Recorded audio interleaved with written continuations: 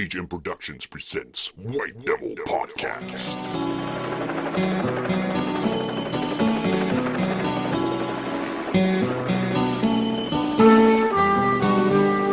Welcome to White Devil Podcast, episode 17, the Sitcom Cast, and I am your host, TheHande Mäkinen, and today I'm joined by our stand-in co-host, Retro Kaiser unfortunately could not be here, so instead, filling in for him is our good old friend, constant guest of the podcast. Please welcome Darabka, the Gaming Beast. What's up, sexy people? It sounds like constant guest. It sounds like you don't want me here. No, I'm just kidding. I kid. No, I enjoy coming here, so yeah. What's up, sexy people? All right. And also joining us, an old friend of the podcast, hasn't been here in a while, but so we finally decided to have her back for this fun and fancy-free style affair that we have over here. Please welcome back to the podcast, T-McBee. Hi, everyone. It's T-McBee, also known as Loco Laranja. What the hell is Loco Laranja? Well, I'll mention it later. Yeah. Okay. Yeah. You'll get a chance to mention that. And we were supposed to also have Cendoo on the podcast as well. He hasn't showed up, but let's hope that he will eventually. But today, our topic is a really funny one. So funny that I might have to add canned laughter here. Nah, probably not, but it's a sitcom. Nice. Sitcom, Nice. situational comedy. We're going to be talking about all our favorite shows and things like that. Before we get to the actual topic of the podcast, though, let me just ask everybody. So, how have you been spending the summer? Have you had a good time? Have you been able to relax? And if you have been working, what have you been working on most of the time? So, how about Loco Laranja? Why don't you start first? All right, you can call me T-McBee. T-McBee, yeah, okay. To make it easier. Well, it's been pretty good. Like, I've been to, this summer I went to Disney World for the first time ever. That was great. I enjoyed it. And, of course, being a fan of Disney, it just made me felt like a big kid at heart. Yeah. Well, Pilgrimage, basically. yeah, pretty much. But the stuff I'm working on, well, with the T-McBee stuff at itstilltime.net, I recently did a bunch of posts for with a lot of Disney content on Disney Week, and now that's over. So I think I'm not going to do any reviewing or countdowns for a while. Because with my other name, Loco Laranja, is basically me getting back to drawing again, which is something I did before when I in my younger days, and I have to admit I did miss it. So I'm kind of going back to doing some designs and drawings and art. Just getting back to that again. Yeah. Doing either original stuff, doing maybe some fan art stuff to get some practices, and just enjoy some nerdum stuff once in a while. I've seen some of your stuff, and it looks really good. Like your art is really it's very pleasing to the eye. Let's put it that way. So it's yeah. Oh, thank you. I really. I saw some of the fan art. I saw some of the fan art, and I think I commented. You had this piece from the Goofy movie, wasn't it, where they were Max and Goofy dancing? Oh yeah, that was from my old channel. Yeah, those were one of your throwback posts. But yeah, which I enjoyed very much. I also loved that you had a Conquer piece there as well, which was really that one was a very ambitious one, just because it was like a big group photo, and trying to just do that with traditional drawings at the time, I don't know if I can do that anymore. So that now I'm jumping into, I still have the traditional stuff, but jump into coloring and shading in Photoshop. So that's just what I've been doing right now. And and if people want to look at the art I've been doing lately, you can check my Facebook page, my Tumblr page, and my DeviantArt page if you guys are interested. So yeah, I'll probably put links in the official post for these things, also on YouTube as well, because this podcast is probably gonna go first to YouTube. I still don't know quite how it's gonna work out, but let's see. And it's just that I brought out that Goofy picture because I remember that they're kind of dancing. It's like the scene from the end of the Goofy movie. Yeah, which was one of my favorite parts. Yeah, but I remember that I probably looked at the faces, the facial expressions. They looked a bit iffy. And I think it's Oh. it's because of that half-closed look, like, it gets a bit of obviously it's from the movie, but it has that unintentional effect of getting like those sultry come hither eyes, something like that. So it looks a bit it looks Yeah, well, a lot of well, I know working with that, well, rendering it was pretty tough to do because I had some markers that weren't working and they were dying out, and it's like, what to do next? I'm not criticizing you. I'm just saying that it looked funny. That's all I was saying. Yeah, don't worry. But no, your art, like even the old stuff, still looks really great. Like I imagine, like some of the stuff that I drew like ages ago and looks like terrible most of the time. Some of it holds up. Some of it holds up, but it's you can clearly tell like when it's a character that I've drawn a lot versus something that I've been trying like a new idea for like a set of characters. It's completely different. We had a whole big like artist cast before we started this actually, which is kind of Well, you and Darabka, you were talking about this. Yeah. I mean, I just want to say your art is really cool. I like the little orange character, and in general, your characters. Like, I like the one when you did the drawing for the comic book, the fantasy comic book you were talking about, and also like some of you made like escape, like a drawing from like hellish creatures. I thought that was cool because usually you do like Disney style cartoony characters, and I like that. But it was kind of cool to see when you did like something more sinister. Oh, my really dark moments. Yeah, I think every artist has theirs once in a while. Thank goodness I didn't. I just showed ones that were appropriate, so of course. I see. Well, somewhat. Well, hey, every artist have their like dark side at times. So there's nothing wrong with that. Hey, some people have showed worse, and I like whether it's like film format or comic format. So like it's like sure, some of the older stuff that I posted in that throwback stuff on Tumblr was it felt really like sinister and like dark, but it's not as dark as some of the other stuff I've seen from other people. So I go through phases occasionally. I've noticed because I've been going through some of my old art recently is that I seem to go through a phase every couple of years or so where I'm just drawing a lot of jagged spikes and creatures that have things sticking out of them. So that's true. Like I have not posted anything of that, but when I was a teenager, there was a point where everything was like cyborg killing machines punching each other's heads off. And you could see, like, I was playing a lot of Mortal Kombat and Doom and stuff like that. Because I used to, as a kid, I really liked Disney stuff and, like stuff like He-Man or whatever. And like comic books, like, and stuff like that. But, of course, when you're a teenager, it's like, especially when you're like, it's kind of interesting. But that's the thing I've never been able to hone down on. Severed heads. Every time I try to draw one, they end up looking really derpy. Like there's something wrong with the jaw or something. It's weird. Oh no, I love playing that. Like I remember my mom finding my like Mortal Kombat inspired like things, and she was like, "What the hell are you drawing?" Oh, thank God my parents don't do that kind of stuff. Well, I was younger, so it was like, and then I like, what you okay, do, right? Yeah, but anyways, I think that's the end of my part. I just want to quickly say that, of course, the fan art you drew and the other guys like Cendoo and Kaiser, and I think also Hanu, it was really good. I really enjoyed those. Well, I didn't do like the banners. Are you talking about the banners? The banners? Oh no, I didn't. I haven't done one for Hanu yet, but I'm planning to do one soon. Okay. I just have to figure out what. Oh no, sorry, Thanks. no, like Thanks, I didn't know. Oh, sorry. What? I wasn't sure. I remembered wrong. Well, it's okay. I just wanted to ask about the name Loco Laranja, what it alludes to and what it actually means. Like, I know Loco, that means like crazy, doesn't it? Yeah, Laranja means orange. That's okay. Orange and Portuguese. Orange and Portuguese. Yeah, I figured with that there's that derpy orange that you use as the logo for that project. Yeah, that's right. I love it. Okay, but there's actually an inside joke for it that I just wanted to put that in.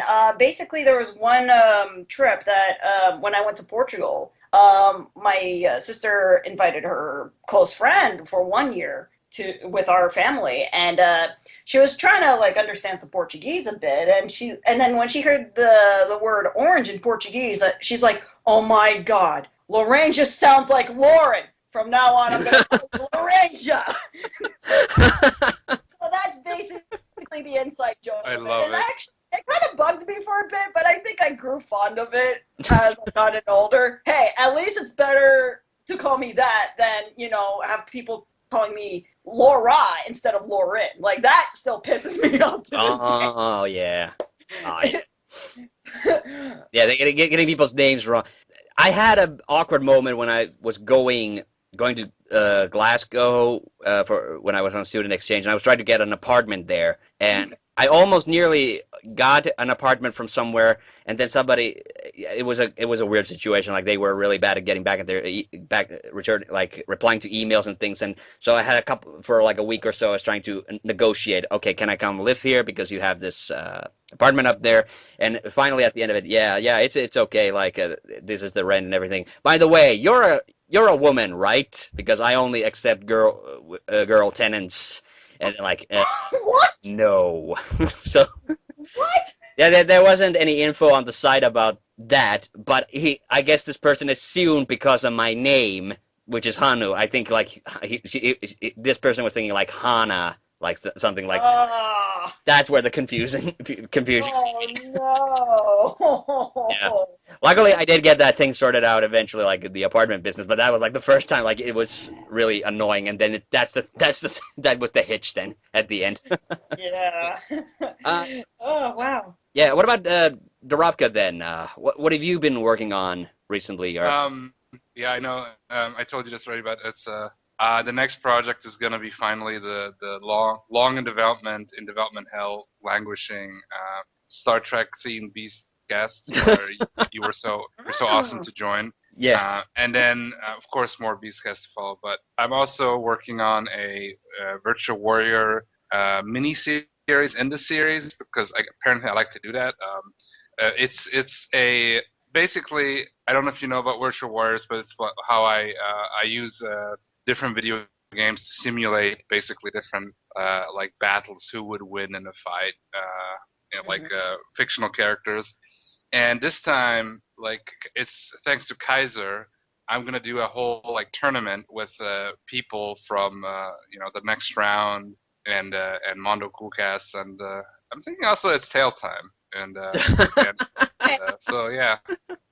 So yeah, we gotta be duking it out. Pretty much. Yeah, we gotta be duking it out. So yeah. Are you gonna have me in there? Are you gonna have me there for? Yeah, we gotta have you. International superstar Sucker 64. Yep. But originally, I think the idea was just people from his Tail Time, but I think we're extending it. All right. Like the thing is, it's a game where it's a fighting game. It's like a Flash fighting game, one-on-one fighting game, but it's on Steam, and you can make I don't like the game that much, honestly. But the cool thing is, it has a quite in-depth character creator where you can make them look differently and make all the attacks, and there's quite a lot of options. And you can then have them fight where the AI controls both. So this is something that Kaiser has brought up. So this would work perfectly. So yeah, and this will be like a mini series in the series where it's going to be a tournament, and yeah. Yeah, that probably would be cool because it actually speaking of ISS 64, you can even do that. You can also do that in that game. Is you can have two computer teams. Yeah, exactly. Have a match together. But with that game, I always find that I used to think that was a cool idea. Like, oh man, I can just watch a football game basically doing this. But then, what inevitably happens is like, man, I wish I was playing. So instead. Well, I've seen that footage, and that was pretty cool. You put me in there, and I'm not a big soccer fan, but you know what? In this world that you created, apparently I'm in that soccer team, so that's pretty cool. I always look the Scottish team, which is weird. I'm a Scottish team. Huh? I cannot do a Scottish accent. Hey, let's play some football. Yeah, I can't. I'm not even gonna try. Yeah. You should have put me in the German team. I could have done German. Yeah, that too. I only realized after I started making that Let's Play series, like, God damn it, I should have put Sugstar in the fucking Scottish team. Like, that's the Yeah, he's a legit Scot, so like you could have said that. exactly. And I feel like, shit. But yeah, but I only created 3 new characters for the Let's Play, and the other ones are ones that I've used before. So that was a whole big part of it as well. So yeah. Yeah. So honestly, though, I must say that I think it's kind of cool they put me in the Scottish team because that's funnier because it's out of character. There's an Aussie and a Finn and a German in the Scottish team, so. Well, honestly, you know, in the World Cup, you know what they do is if they want a really good player from another country, they just give them the nationality. Yeah, exactly. So this is what happened, really. You know, the Scottish team, like, wow, we want the great players of Hanu and Retro. The great football nations of Germany, Australia, and Finland. So, in case nobody gets that, like, Finland is we're terrible at soccer. So that's the joke. Well, you know, I would probably, I'm not German, but you know, like Germany is a big soccer nation. Like I would rather play for Hungary, but Hungary sucks at soccer nowadays. But there was a point where Hungary was really good, but that was in the 50s. But that was the 50s. That was like a million years ago. That was literally 50 years ago. So 60 years ago, actually. Oh, man. Oh, wow. Well, with soccer for the Portuguese, we love soccer. Even when I visit. Yeah, I would imagine. Even when I visit there, well, I haven't visited Portugal for a very long time, but every time I go there, it's like soccer everywhere. It's kind of like Canada with our hockey. Like, we're so crazy about hockey. Yeah. But also, I think we're starting to love baseball a lot more, even though it's like really? Yeah, like, because we love our you broke off right there where you were just talking. Like, really? It went completely silent for like almost like several seconds. Oh no, okay.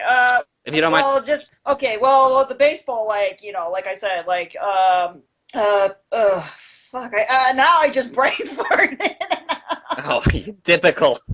Typical. Okay. Basically, I'm saying, like, Toronto supports the Toronto Blue Jays because we've been doing so well, and I'm just saying that our hockey team, like the Toronto Maple Leafs, are mixed because we're not, like, that team is not really good, but there's still a lot of people that still support it just because, you know, it's our country, it's Canada, so, and that's pretty normal, even though I'm not a sports fan, but I understand that, you know, you gotta support, you know. Yeah. Okay. I know, I kind of went a little mumbly at the end. I'm like, I just. Yeah, no. I heard you perfectly this time. Like, it was just the first time you were going into the conversation. Then for a good 4 seconds, it just went completely silent for some reason. Like the call, I was afraid like the call broke. So, have either of you gone to see any like really good movies as of late, or played any really fun games? I'll ask about that as well. Okay, gaming, not so much. I haven't really played that much games lately. The latest game I played that came out this year, even though it came out last year, was Duck Game for Steam. So I heard of Duck Game. Yeah, and I wasn't too sure if I would want it, but I saw like Steam. I don't know if it's like Grumpcade or Steam Train that played it. The game Grumps, yeah. Yeah, so like, and it looked really fun. So I'm like, you know what, maybe I should give it a shot. It was about around $10.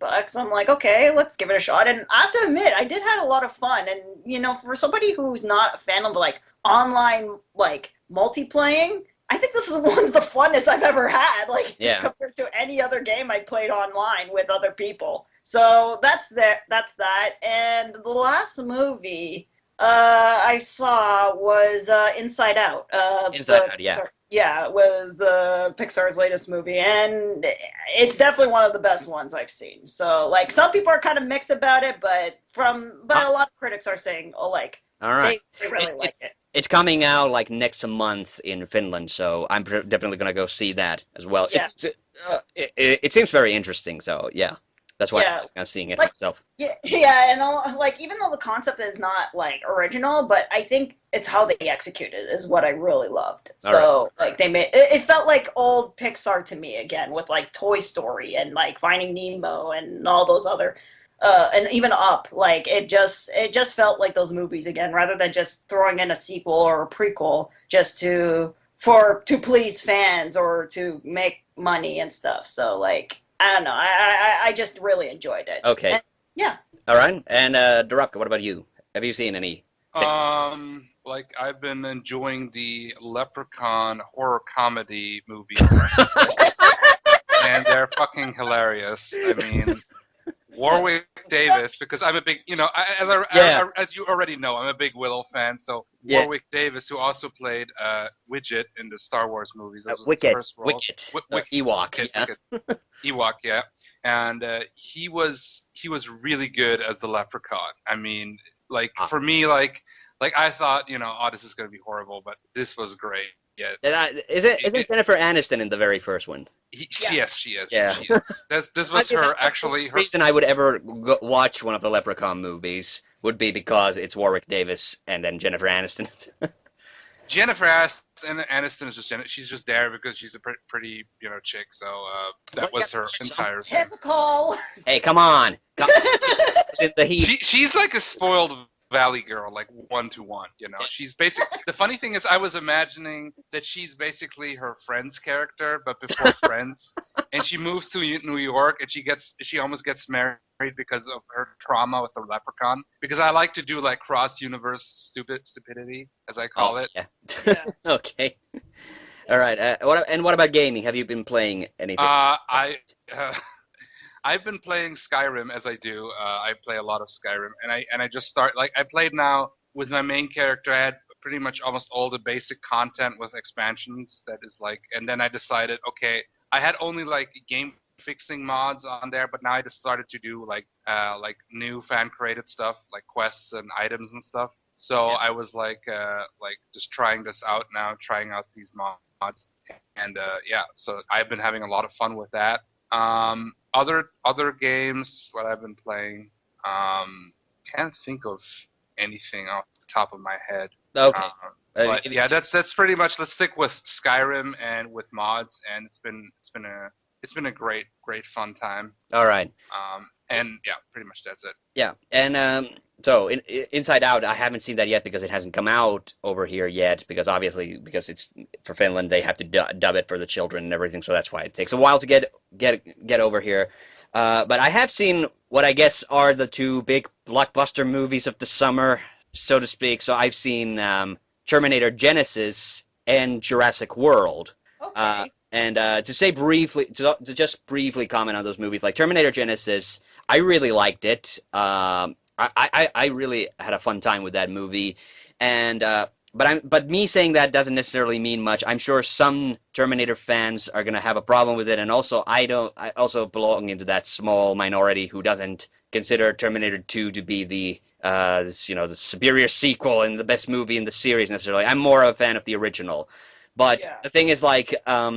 I love the Terminator series in all of its different forms, even Salvation. So it's I really like that movie. I think the story was very interesting and it went in a considerably more interesting direction than what I had anticipated. Considering that I was kind of going into it expecting it to be kind of a reboot, but it was kind of something.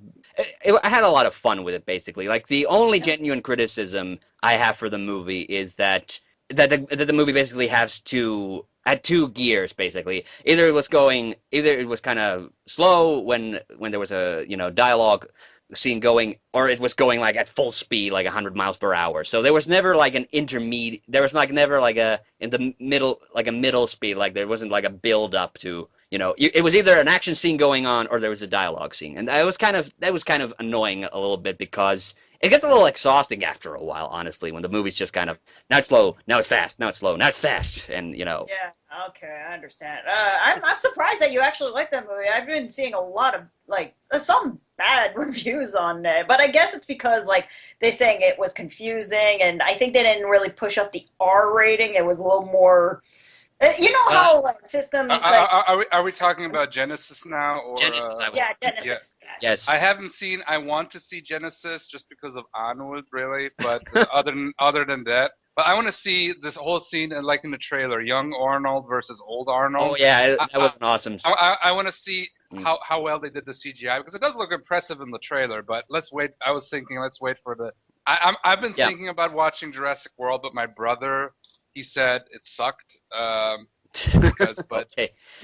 he said the effects were good, but for my money, it's just that Terminator Genisys. I'll just wrap up quickly. Like, I liked it. I thought it was one of the more original Terminator sequels, because the reason I have a bit of a problem with Terminator 2 and 3 is that they're basically repeating the first movie. So that's why I think Salvation, even though it wasn't maybe aesthetically as pleasing, and that's a roundabout way of me saying that they didn't have laser guns.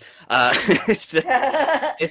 I agree. I agree with that. I still liked it. I still appreciated the effort that they were doing with this story-wise to not make it exactly like the first 3 movies. And the same way with this one, it's just that I feel the pacing could have really used some work. But other than that, I had a really good time with it. Jurassic World, and I went to see this with my mom because she's a big fan of the original Jurassic Park, and so we went to see it.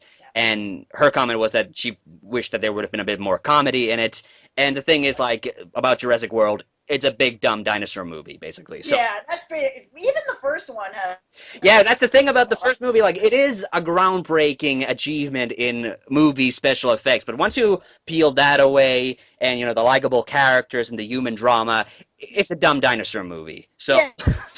Or a divorce movie, if you want to put it that way. Yeah, or the first Jurassic Park. Yeah, with the 2 main human characters, like, they were divorced and, like... Were they? I totally forgot that. Yeah. I've seen this movie, like, I don't know how many times, but I don't remember that. But let me just say that Jurassic World, I liked it better than Lost World. Like, Lost World, I really didn't like. And I'm in a small minority of people, I guess, who liked Jurassic Park 3. Like, I didn't think it was great, but I still had a good time with it. And Jurassic World, it's a big dumb dinosaur movie, and if you go into it, watching it like that, I think I had a good time with it. It's just that the characters are really, really dumb. Yeah. But the main character, who was I forget who played him. Is it Chris Pratt? Is that the guy from Guardians of the Galaxy? Yeah, that's the guy from Guardians of the Galaxy and Parks and Recreation. He was great, but he was like this big. He was kind of like the big 80s action hero in the middle of the dumb dinosaur movie. So that's why I liked him. He was my favorite character. And I like the brothers, the 2 brothers who get lost in the park. Like, those were also reliable. I didn't like the main female character. I had a bit of a problem with because they made her so unlikable. Like, she was this really one-track character. But at the same time, like, there's been that kind of same male character, so I'm not sure if I had a problem with it just because it was a female character or because she was unlikable or either. Like, she does maybe one useful thing in the whole movie, so that's kind of, that's the thing. But it's a big dinosaur movie. They gene manipulate a dinosaur called Indominus Rex, and it gets loose, and that's the basic thing. Indominus Rex? Okay, I gotta watch this now. Okay, yeah. I mean, that's Indominus Rex. That sounds like a Godzilla storyline. You're gonna love the finale. The finale was my favorite thing. But the thing is that it's a big dumb dinosaur movie, and my main complaint is that it got a little chaotic, in my opinion. I would say that, like, if we compare it to the other Jurassic Park sequels, Jurassic Park 3, what I liked about it is that it had a very, like, straightforward plot, and, it was very easy to follow in that way. This one got a little chaotic from time to time, so that was the main thing, but I still had a good time with it. Not as much as Terminator Genisys, but I still had a good time with it. And as for games, I've been playing a lot of the things that I've been buying up of GOG this summer. I actually bought and played through the entirety of Tales of Monkey Island. I got it for PC finally. I've had it on the Wii forever, but now I decided to get the PC version, and it was just as good as I remembered it. It's a really awesome game. I recommend if you have not played Tales of Monkey Island, which is the 5th Monkey Island game. That was good. And I've been playing a little bit of Freedom Planet, which was a game that came out last year, which is a bit of like a Sonic the Hedgehog tribute. That's really good, but I haven't finished it yet. And a big one that I've been playing and I've been really into is this German adventure game from 2007. It's called Jack Keen, which is very Monkey Island-ish. It's not the most polished game. So it has a lot of bugs, and the voice acting's a little awkward, but it has John St. John in it, or Duke, the voice of Duke Nukem in it as well, and a bunch of others. It's the same voice acting company that did the first two Runaway games. So it has that. It looks a lot like the Runaway games. It looks a lot like the Runaway games. A little bit. Well, the Runaway games, they were cel-shaded 3D character models and 2D backgrounds, so they were traditional like 2D point-and-click adventure games, and this is a 3D one point-and-click adventure game, and it's got a lot of different problems, but it's cheesy and it's funny, and that's why I've had a lot of fun with it, even though it's really not polished. So that's the only thing, and so those are the things I've been playing. I haven't been playing a lot of new games, and I'm thinking like the next thing that I'm probably gonna get is the Yoshi game for Wii U. So yeah, probably that's the thing that I'm most looking forward to right now. A lot of people are, right? Yeah. Like, are looking forward to that game. I mean, you can't really blame them. It's really cute, so. Oh yeah, and it's a Yoshi game, so that's another thing. So I love Yoshi. But yeah, I wanted to kind of wrap up this introduction part very soon before we go into the main topic of today, which is the sitcoms. At the end here of the introduction section, I just want to acknowledge this. This is a slightly sadder thing that's happened, like just the previous weekend, of course. What happened was that Satoru Iwata, the president of Nintendo, sadly passed away at 55 from cancer. And, the whole week we've been seeing a lot of stories from pretty much everyone in the game industry being really devastated and remembering his awesomeness, his and I've learned, actually, this whole week, I've learned a lot about Mr. Iwata that I didn't know about, and obviously a really awesome guy, and it's a terrible shame that he's passed away. And obviously, as a huge Nintendo fan, I had to mention that as well. And also another sad thing, like literally yesterday, this happened, was that an F1 driver by the name of Jules Bianchi, who had a big crash last year in the Japanese Grand Prix and basically been in a coma that whole time, he passed away at age 25. That's a really sad thing as well, and I also wanted to quickly acknowledge that. If people want to know who Jules Bianchi was, I have a post about it, a really fresh one, and also on Mr. Iwata's death as well on my blog. You can go read about it. But sorry to bring it to a downer at the end here. Yeah. To quickly acknowledge that as well. Okay, but I think that does it for the introductions, and when we come back, we'll talk about something a lot more pleasant: sitcoms, situational comedy. So be right back. And welcome back to White Devil Podcast, the sitcom cast. And so today we're talking about sitcoms. I don't think I need to explain the concept of sitcoms, do I? It's situational comedy shows that set up themselves with a certain set of characters, have funny stuff happen to them, sometimes involving, and sometimes they also amp up the humor, so to speak, with canned laughter. It's a staple of television. It's fair to say. So today we're going to be talking about all our favorite different sitcoms, and maybe some of our least favorite if we feel so. But maybe we can keep it positive, negative, whatever we like. But I kind of want to start off on a positive note, as is the case. And I just want to ask some of you, what are some of your favorite shows, sitcom-wise? So, T-McBee, do you want to start off, or Yeah, I could start off. Yeah, that's fine. Like, normally I don't really watch a lot of live action sitcoms anymore. I used to. Like, I used to watch a lot with my sister. But I don't know, they kind of grew out of me because with the whole laugh track, and I feel like newer sitcoms, like, there's actually some good ones, like, they don't need the laugh track, like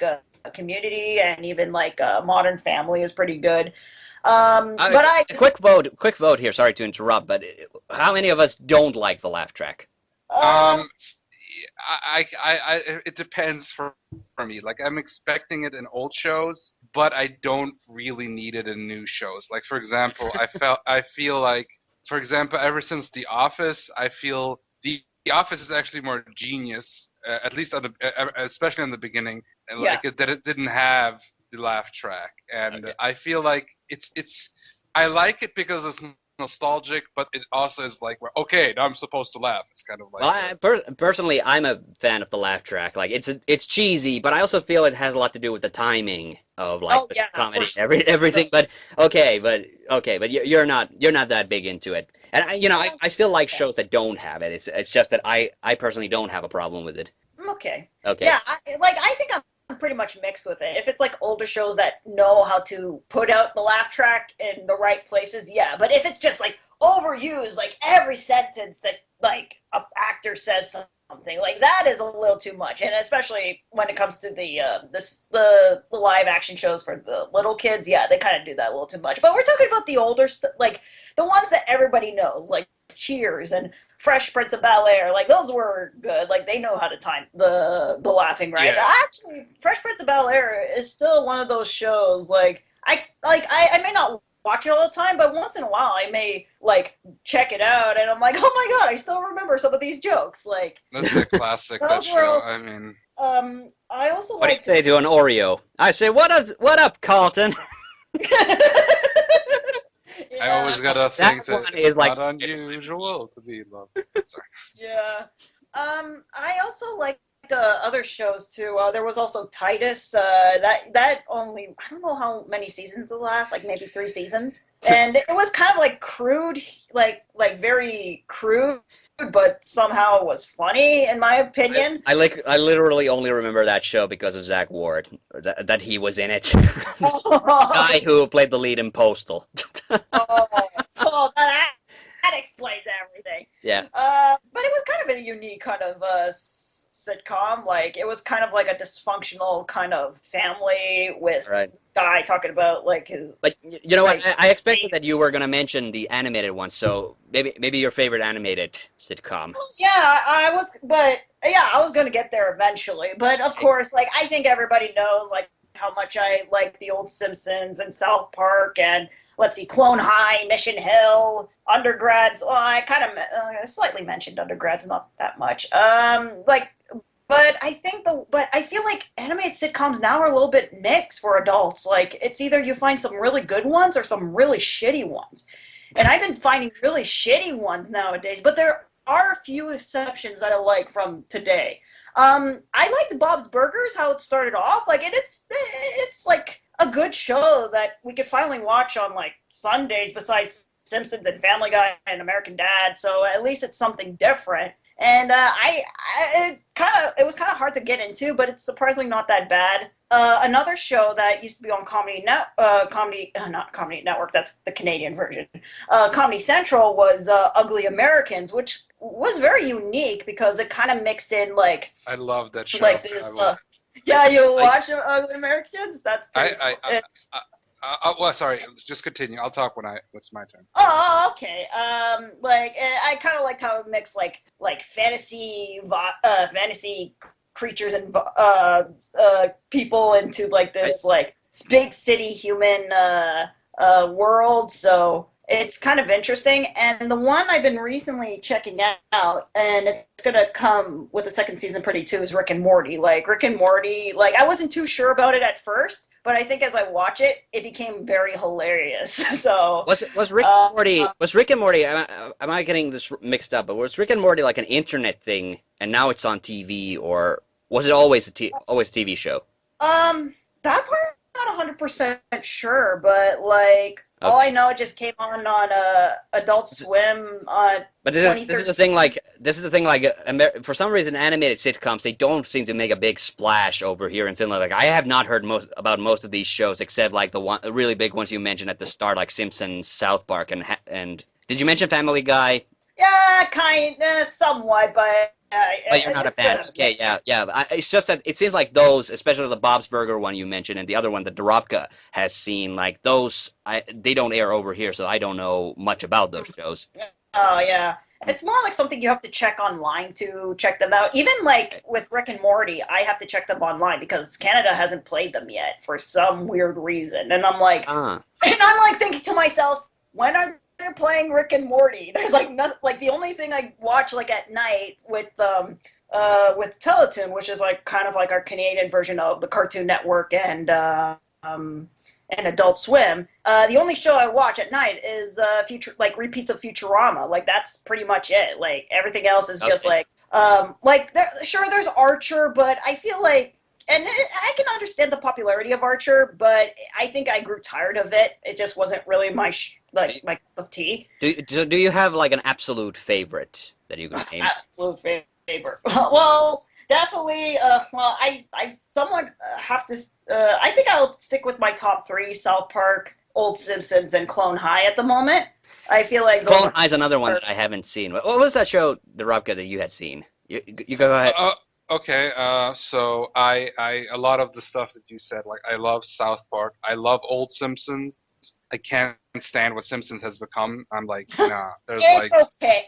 To me, I find okay. Like it's just yeah. It's just I tried to watch a newer episode and it's just like I felt like there was a time I would watch it like all the fucking time. Like every episode was like. Oh yeah, same here. Like they would play that in Canada all the time, and they somewhat do, but not as much. I've completely lost track, and it's also possibly because of the way they play it on television. Like they just mix episodes all the way down the line. So I have no clue like where any of the seasons. Like maybe like the very early seasons, I could tell like okay that was that at that point, and that was maybe at that point. And some key episodes I do remember from here and there, but overall it kind of just blends together for me. Like the first season of The Simpsons is the one that really stands out because the animation was so terrible. You remember Smithers was black? Yeah, I don't know, like yeah. Yeah, the first season like, so for me, overall is really interesting to watch. Like, there's like an episode that has a purple banana in there because the Korean animators had never seen a banana before, so they colored it incorrectly. Purple banana. Where is this from? The Simpsons, the first season of The Simpsons. There, in one episode, you can see a purple banana because the Korean animators had never seen a banana before. Oh, really? Yeah. Oh, wow. I did not pick. Well, I haven't seen the first Simpsons in years. So, like, it wasn't Simpsons like animated in America? Like, I guess not. Parts of it, yeah, but big parts of it are done like in Korea because it's cheaper. Yeah, makes sense. Yeah. Yeah, they did that with Thunder. Okay, so yeah, Simpsons, South Park. I liked Ugly Americans a lot if we're talking animated sitcoms, and I'm really disappointed that we didn't get the third season because that was like in general where I felt. So what is Ugly Americans? Can you just give me the gist of it? It's a show. It's like it looks like any other sitcom, but it's a show where basically, like I call it basically, it has like where every supernatural and sci-fi creature exists, but it's like where they're like all like normal and accepted, where basically it shows the big city life, and the main guy, he's like a social worker helping people like all the non-humanoid people, like they got like demons, for example, who are like running a big corporation, and he's flirting. He's got like one of the there's I think there's literally like Satan, and then he's got his daughter there who the main character had a thing with, and and there's other creatures like that. He's got a roommate who's a zombie, and he became a zombie because his girlfriend only wanted to like date one of the non-humanoid monster guys, and so he decided to go zombie. And zombies have like a whole culture, and how they're like. There's like the old zombies who are like traditionalists who they're like, yeah, in my day we would go slow and stuff and shit like that, and there was a whole Vietnam zombie war. Wow. Where like it's pretty out there. Like there's like I've never even heard of this show. This sounds really interesting. I gotta check it out on like YouTube or something. It wasn't that super successful. It wasn't Comedy Central because after like South Park, there was a time where there's a bunch of different shows. Yeah. There's another animated sitcom that never really passed the first season. There's a couple of other ones where I don't even know the title. I just know like elements. But like, well, there's one where it's like they're like kind of a team of superhero freaks, and one of them is the Log Cabin Republican, and that's the only thing I can remember of it. How he's like a Republican, but he's like gay, I guess, and. But there's a bunch of weird, like, also Adult Swim shows. Like, okay, if we're talking Adult Swim, what is there? Like, of course, there's Metal Apocalypse. There is there's stuff like 12 Ounce Mouse, which I would only enjoy in college when I was drunk. and that was like basically it was literally because it was animated like literally a 3-year-old drew all the characters, but it was. Sorry to interrupt, but I totally forgot about home movies, and that's part of the animated Home sitcom movies is great. Yeah, Home it was movies good. Is great. So, but yeah, I when you mentioned Adult Swim with like the other shows, I'm like, oh my god, I totally forgot about home movies again. And I have like the seasons on DVD. Home movies, but it like aired like roughly over here, like roughly around 2000 on some very obscure side channel. So I never really got into it, so I'm not that aware of it. I'm not as aware of it, but yeah, I've heard you talk about it before. So okay, yeah. Home movies. But yeah, continue. Oh, sorry. Yeah, home movies is great. If we're talking live action, because now I kind of think about like there's probably a couple of animated ones, but if we're talking live action, there's definitely things like classics for me, like MASH. I'm a huge fan of MASH. This is something I grew up with. I watched MASH as well, yeah. Like one that is kind of awkward right now is I used to as a kid love the Cosby Show, and now like Cosby's coming out with all this stuff. Like I feel like like it's kind of spoiled that for me forever. Yeah. So, but on the other hand, there's for example Family Matters, which I really enjoyed as a kid. There's also I liked Roseanne back in the day. It hasn't aged that well, so I probably wouldn't like it now. And also the last season was just weird, and I didn't watch the whole thing because it was just really weird and like really didn't fit. Fresh Prince of Bel-Air, like that I think is a show that everybody That's a classic. knows. I love that show. Fresh Prince of Bel-Air was like I would watch that all the time. Like I remember in Germany, like when it was new, I would watch it on the weekends when new episodes would come up like every Saturday or Sunday on that one channel. And also, Who's the Boss was a show that they would show. That's one I really liked. Yeah, I wanna bring up Fresh Prince of Bel-Air because that's also one of my favorites. But the thing is, like, I never watched it new, and I don't think it aired over here new. It's only started airing like when did this show end? It ended like in the mid 90s. Mid-90s, yeah. Yeah, so this show had ended like a good while before they started airing it in Finland, and I think they started airing it here only because of oh wow, my brain just blacked out. Will Smith, Will Smith, because Will Smith had become a huge movie star. That's when they started airing it over here. So right after those first few like big movies that he was in, like that's when they started airing. Like, okay, people love Will Smith now, so now they started airing it, and I love the show. Like I love Will Smith. Like it was like after Men in Black and around Wild Wild West, somewhere thereabouts. So that's when they started showing Fresh Prince of Bel-Air. So it was like way past dated at that point, but everybody liked it, and everybody of course knows the theme song, and it's it's brilliant stuff. Of course, yeah. Yeah, no, I agree. Like, I think Fresh Prince of Bel-Air is one of those shows that holds up to this day. I see it on TV. It's still good. Like, it's so 90s, yet it is still like perfectly like watchable. Yeah, exactly. Because it doesn't always rank up on comedy, but sometimes they throw in like some drama into it. It's not like forced drama.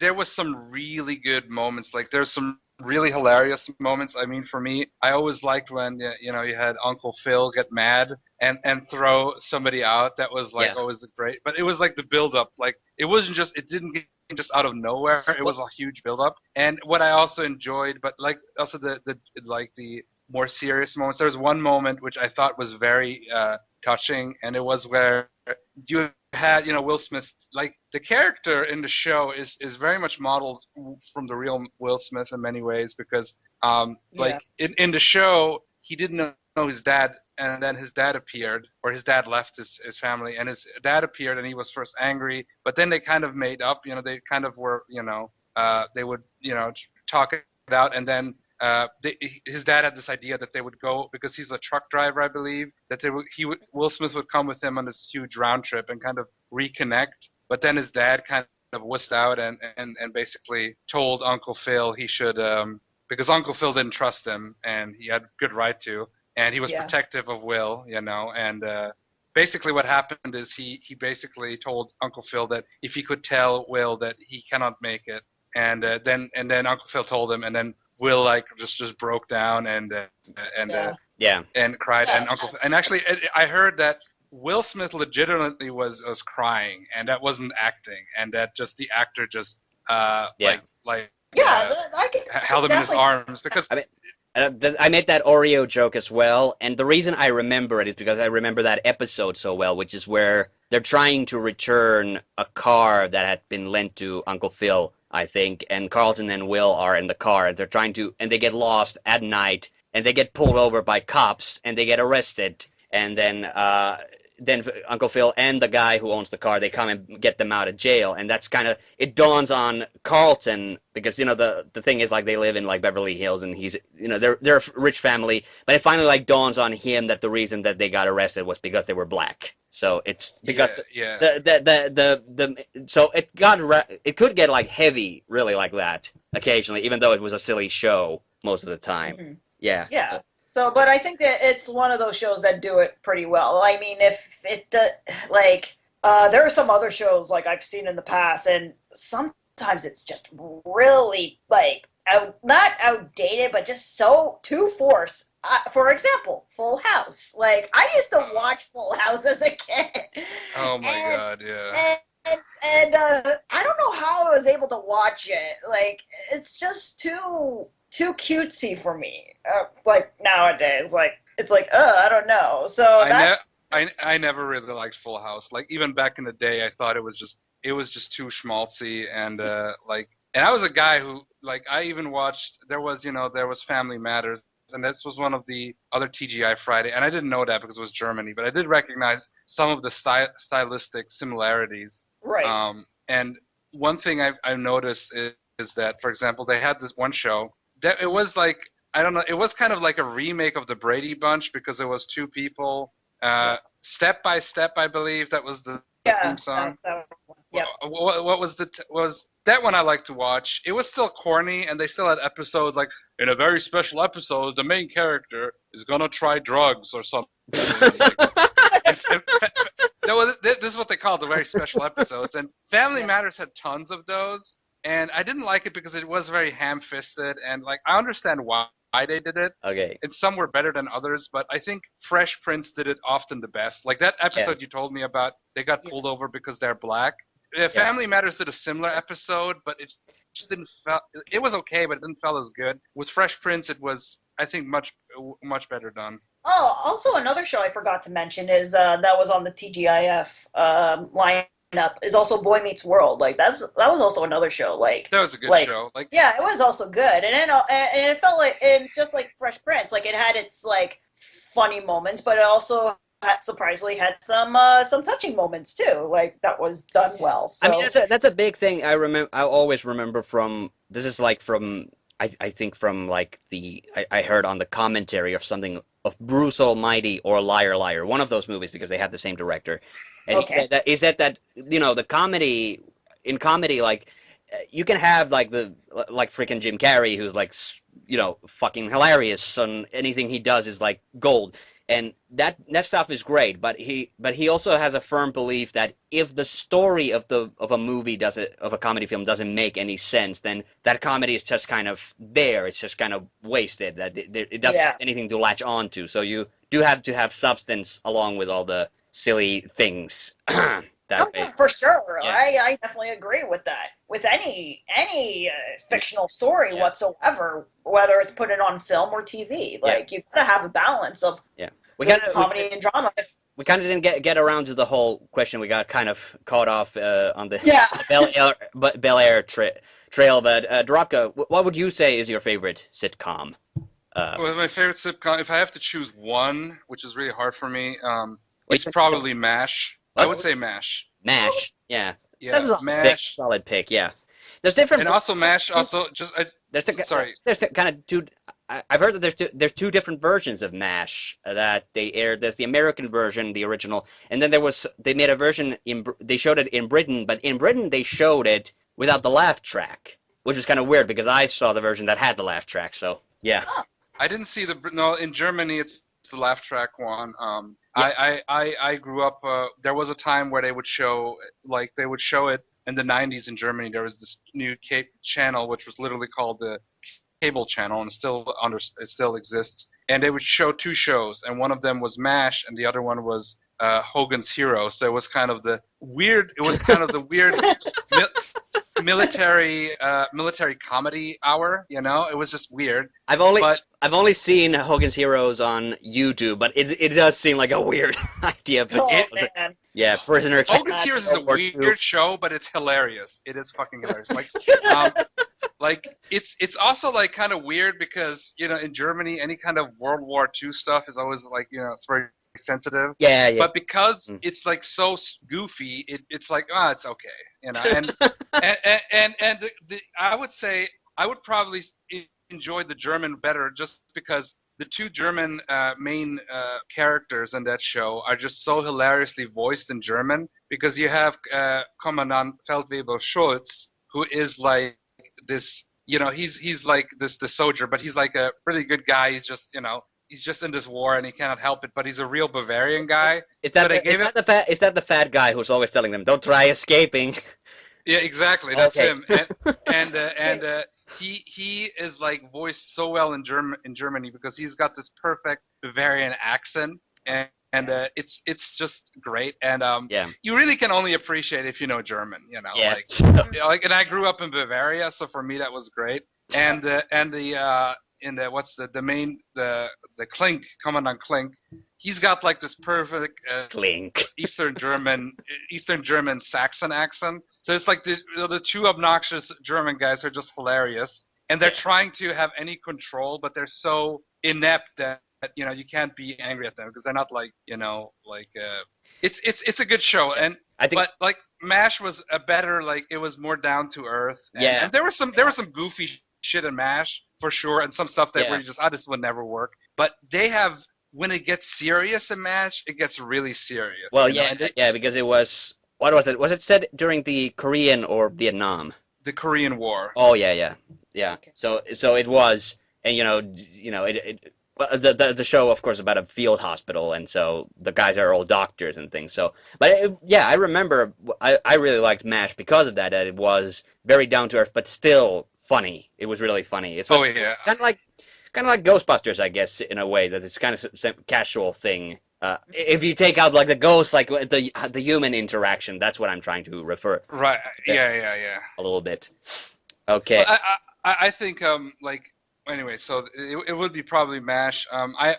It depends on like I really like Family Matters. I did not know that MASH was based on a movie actually. Like that's something that I only found out, funnily enough, because the movie is weird because the series was so popular that it overshadowed the movie.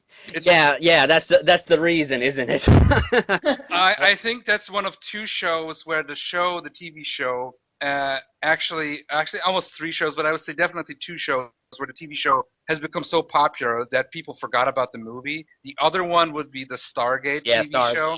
Yeah. Because like everybody like, oh yeah, Stargate TV show. You know that there was a movie in the 90s that's based on. Yeah, it had Kurt Russell in it. Also, it's like the same thing with Buffy the Vampire Slayer. Like, same. That's the other one. Yeah, I've seen the Buffy movie actually. Yeah, me too. I've seen it at a very young age, surprisingly.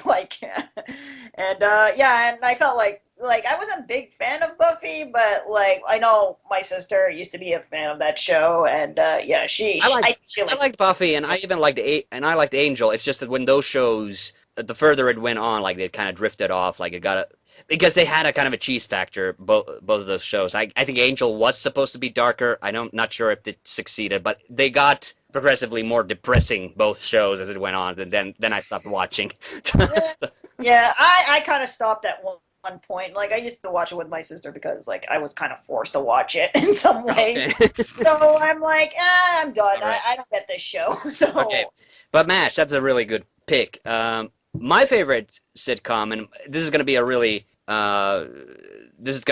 obvious answer, but honestly, like the one sitcom that absolutely like defines sitcoms for me and is my personal favorite has always been Friends, and that's a show that I watched. Like that's one show where I like waited excitedly for the finale and watched it. So So yeah, that one is like my absolute personal favorite. It's also my sister's as well. So we always watch it together as well. So Oh. that was a long show, obviously, and I'm not saying like it was like the quality stayed great like all the way to the end. Like definitely during the final few seasons there were some edgy moments, but like the characters are just so lovable and likable and everything. Like how you doing and everything. So How you doing?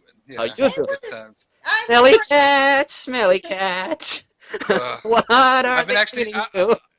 I've been actually now because I used to watch Friends a lot. I didn't watch the last seasons that much because I felt it's kind of gotten lame. But to be fair, I mean there's no show that like I think a show should not go past 7 seasons, and I think some shows already get bad at like I'm watching now also the Hercules and Xena again, and I'm noticing how like I'm not sure if the last seasons are like they could have stopped at season 4, you know. Yeah. Yeah, I Like don't remember quite that well, but okay. So yeah, sorry. I was just saying, I'm watching us Friends. That's another show. It's kind of funny because my Netflix is full of like old stuff that I watched or like that I wanted to watch. It's Yeah. kind of like just getting anyway. So I'm watching Friends, and it's so funny because I'm watching this. I'm like, man, this is so 90s, and like, but I remember when this was like really like the big shit. This was the show that everybody watched, Yeah, and I enjoyed it. and Yeah. it's one of those shows that's forever in reruns. Like there's always some channel somewhere in the world that's showing Friends. Yeah, Some stuff has not dated that well, but yeah, honestly, yeah. people still like it. It's like and people even like when it's a little bit like old school, like Yeah, like no, it's perfectly fine. I think it's perfectly fine for the sitcom to show its age as long as like it's still a good show in spite of that because it is the character interaction that works so well, and that's why when they made the spin-off Joey that only had Mont LeBlanc, I that's the watched reason like why 2 that show episodes didn't and I work hated because he it. didn't have the other key characters to play off of. Like, I mean, Joey is hilarious, but then you need to kind of need to ground it in reality. You have to have a Yeah. You need the straight man. You need the yeah, straight man like Chandler. Like Chandler is yeah. fucking like I watched the show and Chandler Chandler is the fucking best Bing. lines. Like Chandler is like he's got the best lines, and really Joey only works if he's in the team. And when they added new characters, it just felt like, come on, guys, you had you had 10 fucking seasons. Just no, Well, just no. yeah, that was kind of like the same thing with Everybody Who Loves Raymond when they did Brad Garrett's character. They actually did a show on like Raymond's brother, but didn't really succeed. So, Well, it's so interesting, like how some sitcoms do take off and some don't. Like I've never seen Cheers, but I know Frasier, and I like Frasier quite a oh, lot. Yeah, Well, I Frasier don't is good. know Frasier. That's a good example for a spin-off. yeah, Like exactly. I'm watching Cheers right now. That's another show I've been And rewatching. also, I've been watching this just recently, and I never realized Mork and Mindy is a spin-off of Happy Days. So yeah, Interesting. I did Well, not. because they had Williams multiple played the Mork on the show originally, and then they spun it off into its own show. Hmm. Yeah, it's actually there's multiple spin-offs for Happy Days, and some are not as successful. But Happy Yeah, Days was such a big series. Like the thing is, for me, when I grew up, Happy Days was never shown in German. At least I don't remember, and I don't know why. But maybe it was shown, but it wasn't popular. I Like never I watched. remember other shows, I but never watched Happy Days, but I do remember the music video that Weezer did with the Happy Days. Oh yeah, that was That was on the Windows 95 demo disc. oh wow. oh man, Windows 95 demo disc. Yeah. Jeez, that's some Yeah, old school shit. Yeah, also forgot another show. I totally can't believe I forgot about it. The Golden Girls. Thank you for being a friend. Oh, that's a great show. Yeah, Anything right. with Betty White really is just worth watching. Yeah, that's a great. And I used to watch. I remember watching that because they would air it like play repeats on one of the channels in Canada. I don't see it as much, but I remember there was one year when they played it, and I had a great laugh with those shows, even though it wasn't really my time. I was probably wasn't even born when Yeah, they no, came. a lot of that's the thing. Like a lot of these sitcoms, I've had to see, obviously, in reruns because I wasn't alive when they were being. Yeah, yeah, pretty much. Same here, yeah. Like, Yeah. like what is there? There's one show that I enjoy. I can't think of it right now. Oh well. Okay. But there was there the sitcom? I can't think of it right now. Anyway, just go on. It will come to me. Well, the one I have to mention, because I know people are going to hang me if I don't bring it up. Have either of you watched, and do you have any opinion of the show Seinfeld? It's not bad. It's not bad. Yeah, pretty much. Like because that's the thing. Like when people talk about like what was the greatest sitcom ever, it's always comes down between Friends and Seinfeld. Yeah. And I've seen I've seen a handful of episodes of Seinfeld, and I remember when it aired on TV, but I was never really wild about it. I guess because Seinfeld was the show that was about nothing. There was a central plot, whereas with Friends, and the reason I kept watching all the way to the end is because what that show really is about is Ross trying to get a Rachel. Yeah, sorry. Yeah. Oh, another freaking blackout. I was about to say Jennifer Aniston, and yeah. Well, that was really what the show was about. It was Ross trying to get Rachel, and I'm not gonna spoil. You're gonna have to watch the whole series to find out. Yeah. That's the Ross and Rachel dilemma. It got a bit much at times, honestly. Yeah. I'm like at season 2, I think, or season 3. It's one of those, and it's like, Well, I didn't watch every episode when I was younger, but I did watch quite a lot, especially early stuff. Oh, before we sorry to interrupt, but there was also one show I forgot to mention. Yeah. Third Rock from the Sun. That is a weird one, and it's like I always watched Third Rock from the Sun. Like I don't think I ever watched any full episodes. I just watched bits here and there, and I thought, haha, that's funny, and things like that. I did not find out until they aired the final episode that the main characters were aliens. So. Really? Yes, because I only watched like a clip here and there, and I wonder why they call it Third Rock from the Sun. Like I understand it means the Earth, but it's like literally I saw the final episode and then, oh wait, they're aliens? Yeah, I think they mentioned it in the first episode too. They had it in every episode. Like I've since watched it, and they're sitting on the roof and they're contemplating about it. Yeah, I don't know. And so it was like that's the whole idea of the show, and I was not aware. Yeah. Wow, that is pretty. Yeah. This is what happens when you only watch bits and pieces. Yeah, exactly. There was a random thing. I don't know what the hell it was even. Like the woman who is also part of the alien group. Like they're talking about James Bond. Like, and she's upset like because she finds out that Timothy Dalton doesn't play James Bond anymore. Like I can't think of anybody else playing James Bond except Timothy Dalton. And it's like that's such a weird line that has kind of like survived from that show in my mind. Yeah, I think, but I think that's what I like about Third Rock from the Sun. It's like they sit like it's these aliens disguised as human trying to trying to fit in with the human life, and they say like the most random and weirdest things ever. I personally think it's funny, but I guess it's maybe slightly similar to Mark and Mindy as well, because Mork's an alien as well. Yeah, that's true. Yeah. Like none of Hey, let's not forget about like my favorite sitcom that features an alien, Alf. Okay. I knew you were going to bring up Alf. Hey. Alf is motherfucking badass. badass. The cat. Yeah, so he likes to eat cats. I mean, deal with it. What? Doing Willie's impression. I don't remember that. He never gets to actually eat. He hunts Lucky, but he never catches him. So. Man. Did any of you watch the Alf cartoon show? I watched it. It was great. I have even a comic book from Alf. Like honestly, I will tell you something about Alf in Germany. Yeah. You know how there's certain things that Germans just eat up? Well, one of them was Alf. Germans, I think, loved Alf more than anybody else, like more than Americans. I remember Alf being a big deal. Like I definitely remember Alf, but I don't remember if I ever actually watched the show. I was just aware of Alf because he was everywhere. What? What? I mean, I'm not sure if I ever watched a full episode of Alf, but okay, it's an older show. Like for me, I had an Alf plush doll. Like I had 2 actually. He's so cute. He is cute. He is awesome. Like I wanted Alf to be real. Like it would. Like I thought E.T. was cool as a kid, but Alf was like E.T.'s like raunchy like older brother, something like that, or friend. Like oh come on, E.T. Well come on, we'll something like that. Well, E.T. is canon to Star Wars. If you saw the Galactic Senate. Yeah. Yes, the E.T. race. That's part of Star Wars. Yeah. Yeah. So Yeah. For some reason in the LucasArts universe, Star Wars is a movie, but it's also that's a real thing too, which is kind of weird. Wait a minute, was Alf created by the Jim Henson Company? No, that's a separate company, Alien Productions. Okay. I was thinking like maybe Alf could also be in the Star Wars canon.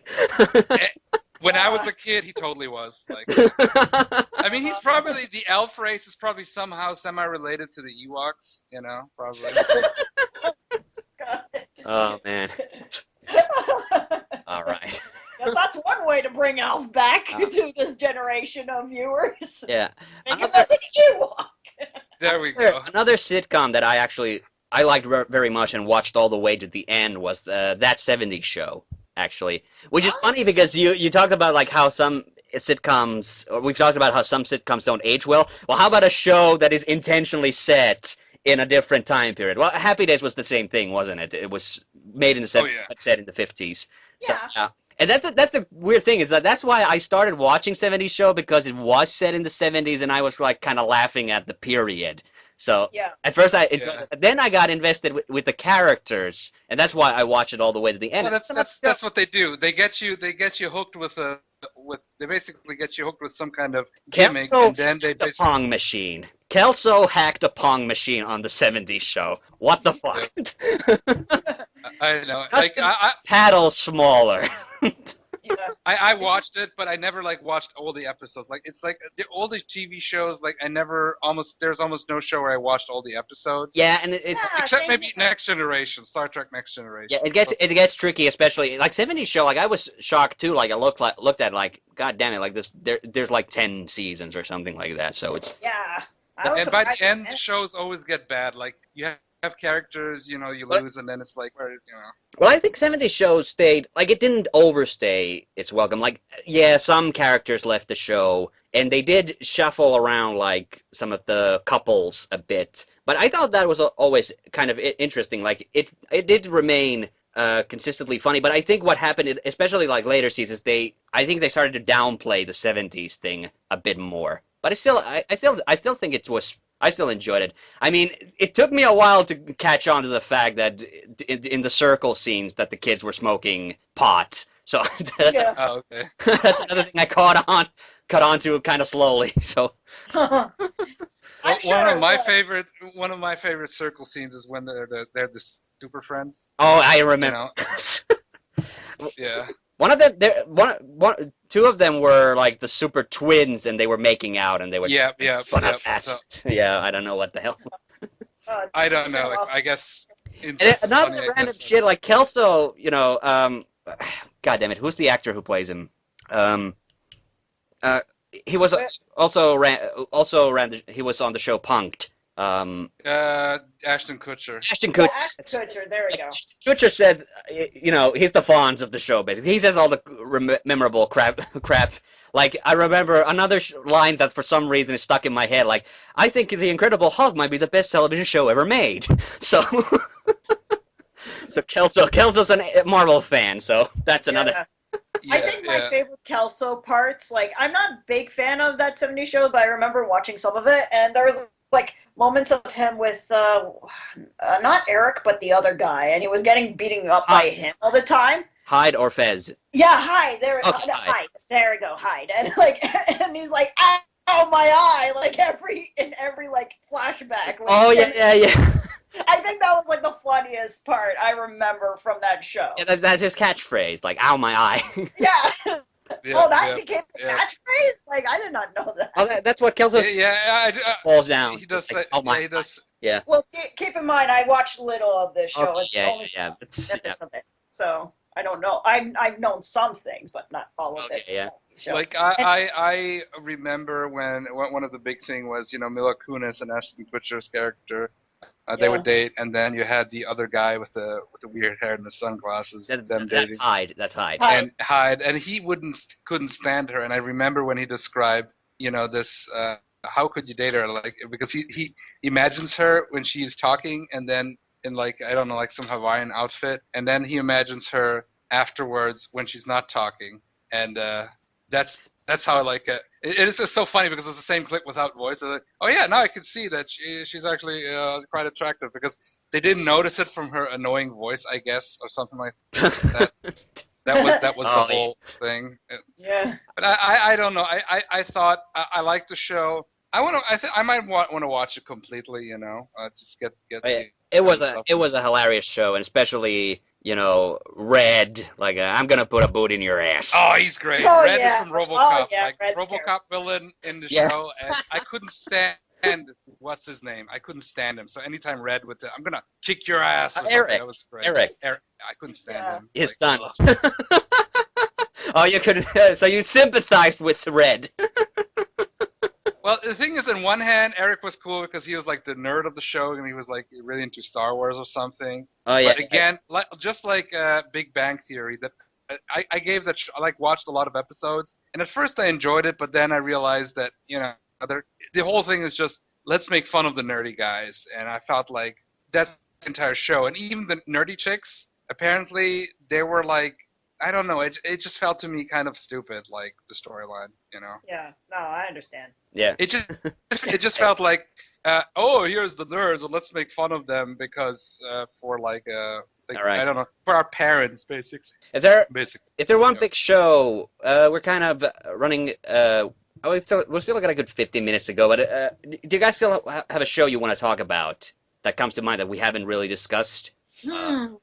I don't know what else is there. I think we mentioned some really good ones. I really would want to be able to say something funny about South Park, but for me, South Park weirdly kind of it kind of ends after the movie. Like I saw the movie, I really liked it, and then the show kept going, and I see what your point is. I kind of lost interest in like the later seasons of the show. Like I know some things, like Timmy, and that kind of stuff. But Timmy is like for me basic. Like I would still watch it, but the movie for me was like for me at least a high point because as a kid I thought it was just so ridiculous and I loved it. It's so over the top and puerile, but then kind of sweet and well made, and it's the songs kind of stick with you too. Oh yeah, for sure. I love I would say out of a lot of animated films that do musicals, that would be in my top 5 for sure. I love the songs in South Park. Shut your fucking face, Uncle Fuck ass. Blame Canada. They're not a real country anyway. And I was like, well, I'm not offended. Don't worry. I saw the movie on DVD. Oh my God, that is the funniest. I mean, I thought that line was kind of what when I saw the movie for the first time. I never understood what. I found out more about Canada. Oh, they really aren't a real country anyway. But I never understood what's the beef between Americans and Canadians. I just think it's funny. It's jealousy. It's the same thing with Finns and Finland and Sweden as well. Like we're just jealous of the Swedes, and that's why we make fun of them. Oh. It's like where with Hungary and Romania stuff. There's like just Yeah, exactly. It's always of the past, the piss out of each other. So.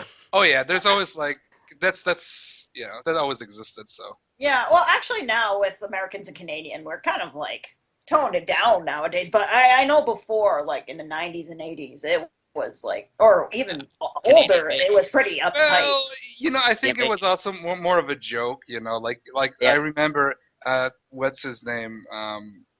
There's this movie Canadian Bacon with John Candy. I've been saying John Candy, yeah. And the thing was, it was his last movie, sadly, before he passed away. Yeah. And it wasn't his best. Wagons movie. East.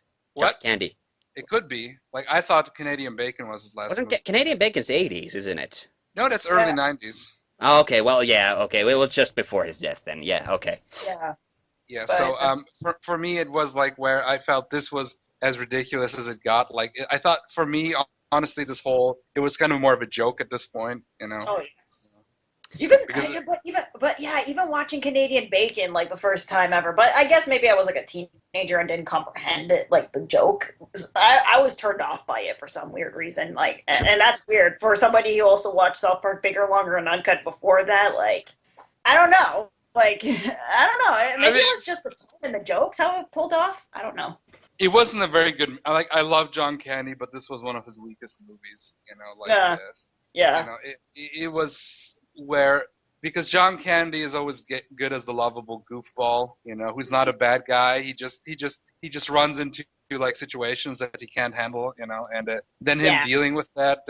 I mean, like, who is Harry Crumb and like Planes, Trains, Automobiles and Uncle Buck. I mean, Uncle Buck is a classic. I mean, for me, Uncle Buck is like the prelude of Home Alone. Like, as a kid, I really thought for a long time, because it stars Macaulay Culkin, that Uncle Buck is like the uncle from the character from Home Alone. And I thought that would have been okay.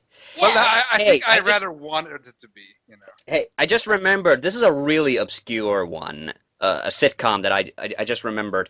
Have either of you seen, there was a sitcom that was based around George W. Bush when he was still president, and it like showed him, the setting was like his family living in the White House and all the crazy shit that George W. Bush gets into, like he steals his neighbor's cable and and things like that. Is this the one like the same creators of South Park? Is it that one? Well, it's live action. It's not animated, so. Yeah, but also Trey Parker and Matt Stone did a live action show.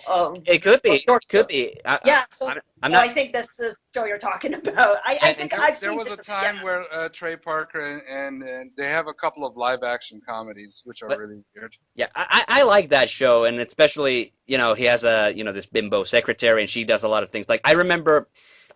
Another episode that I remember very vividly from that show. There's the other one where, the fun where he steals like his neighbor's cable is like funny just by itself. It's the president stealing someone's cable so he can have cable. So that's like, this is my way of sticking it to the man. And then his wife just says, "George, you are the man." And those kind of crazy things. And then his secretary gets very like self-conscious about the fact that she is like a busty blonde woman and that nobody like takes her seriously. So she decides like, I have to get smarter, and so she orders memory enhancers from the internet, and she gets the big bottle of pills that she then starts eating, and it says memory enhancers. Oh, memory. Oh. With an A. So. But it saves the day at some point, like, so her breasts actually start to grow even bigger, so that's the joke. Oh. It saves the day when she starts to sing, like, they start growing bigger for some reason, and it pops the top button from her blouse, and I think that somehow saves the day, like it hits the bad guy in the forehead or something. I don't know, something really crazy happens in that. And it had like a... Of course. Yeah, so it's not a very highbrow show, but I just remember it because it's a really weird one. It might have been just called Bush. I'm not even sure what it was called, but yeah, that was the. I am not even quite sure. Like I think I heard of it, but I wasn't really that interested. Okay. Yeah. Like I remember I would laugh at different skits on George W. Bush, but maybe at that point I was. It was definitely not a show that was meant for more than one season because it's just George W. Bush is a dumbass, so that's the premise of the show. Let's roll with it. Yeah, pretty much. But how long can you do that? But the other one, there was an anti-abortionist campaign that comes to the White House, and one of their representatives is like Dick Cheney then warns George like. Okay, when I said that the leader was a little bit weird, when I said weird, I should have flared my arms around and gone, ee. And basically, it's this guy who survives a failed abortion and is a little baby who talks, basically. So. Oh God! What the fuck? Jesus! What the fuck? I just remember that, like, oh my God, like that actually happened. So yeah, I'm sure that it was the South Park guys that did it. If they could. Yeah, it was them. I remember I remember them like seeing commercials of it. It's like from the creators of Trey Parker and Matt Stone is Bush. I'm like, oh, I might give it a shot. And I mean, they're the guys who did the movie Orgasm, so yeah. Yeah. All right. Any other weird and obscure sitcom they want to bring up? The Maniac Mansion sitcom. I haven't even watched it yet, but I'm kind of interested in watching it. So you haven't seen it? Oh.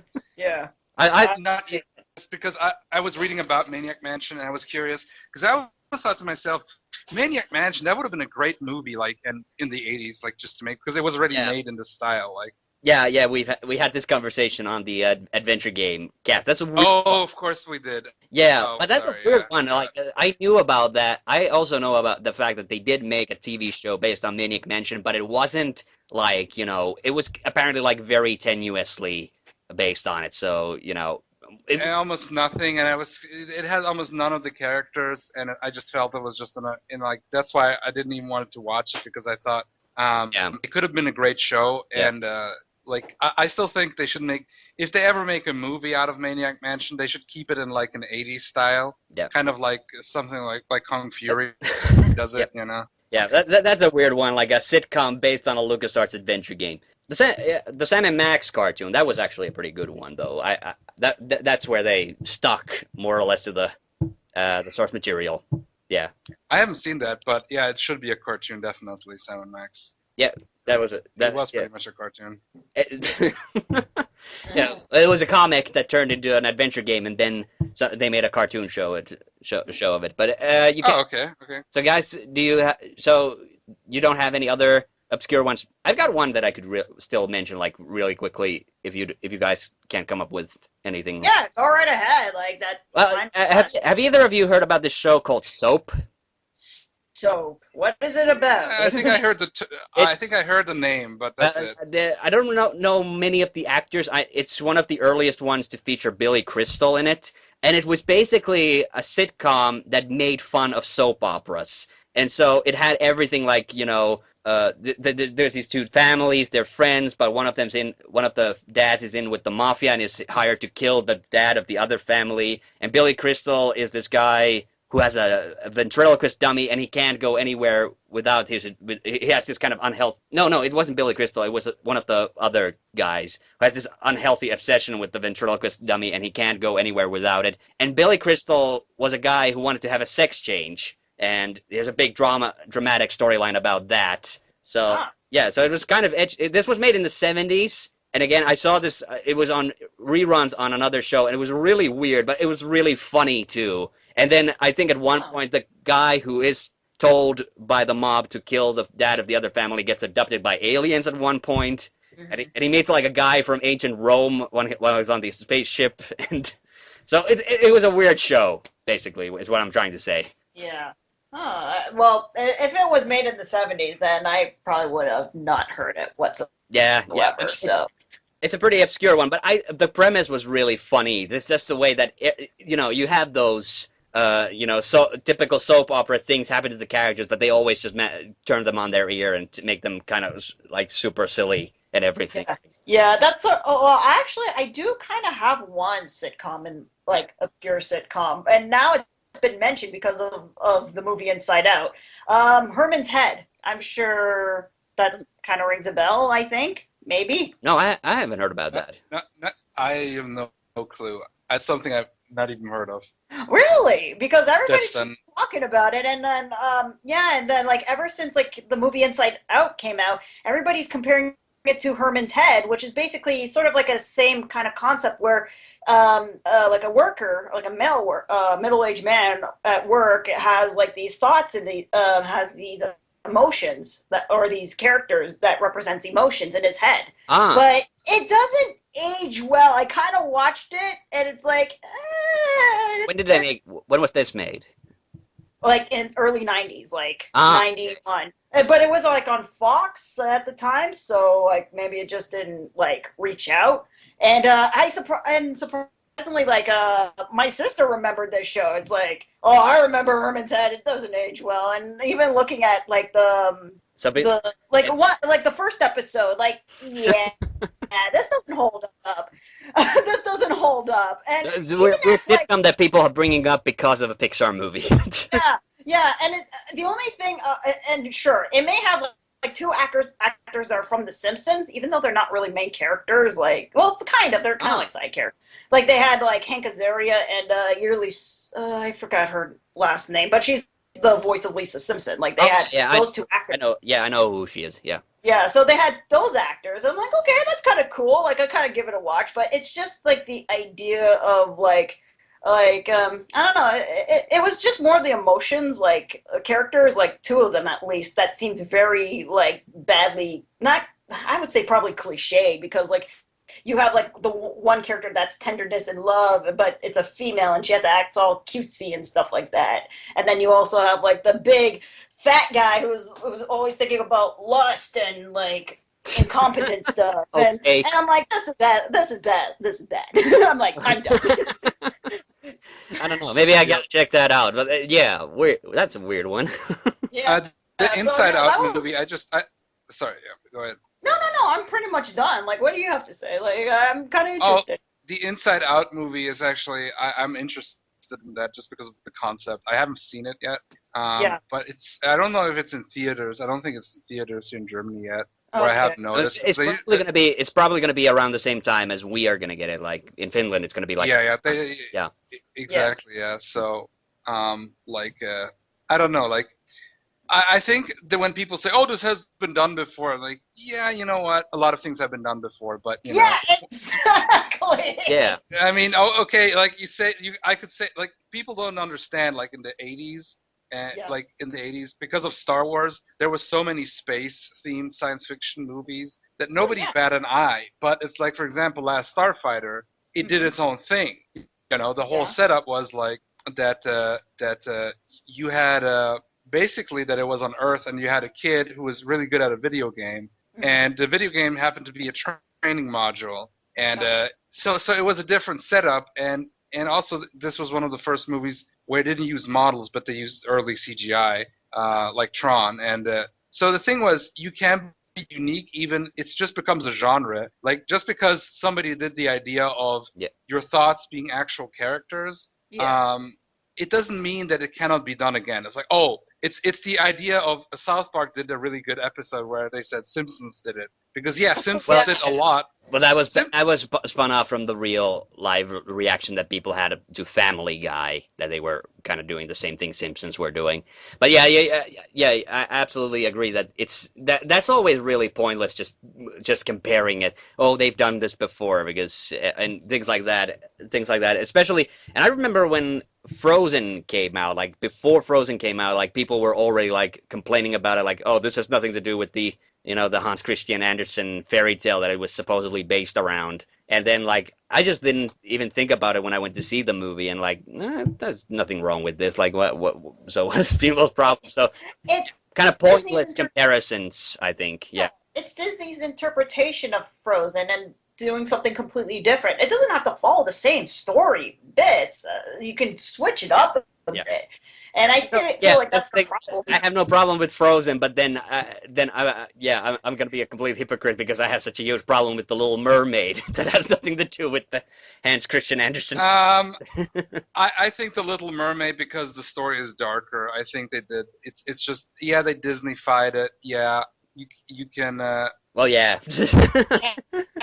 So honestly, it's like where I could have said, I said the same thing about Hercules, that they totally Disney-fied Hercules, because literally Hercules needs to do the stories, not the quests that he needs to do, is because he killed his family in a rage. Now, for example, in the Hercules TV show, they did show this, but they showed it as like that it was something that the gods did, they still made it nicer, but you could always argue, and I think they can make their own mythology based on something, and I think there's nothing wrong with that, honestly.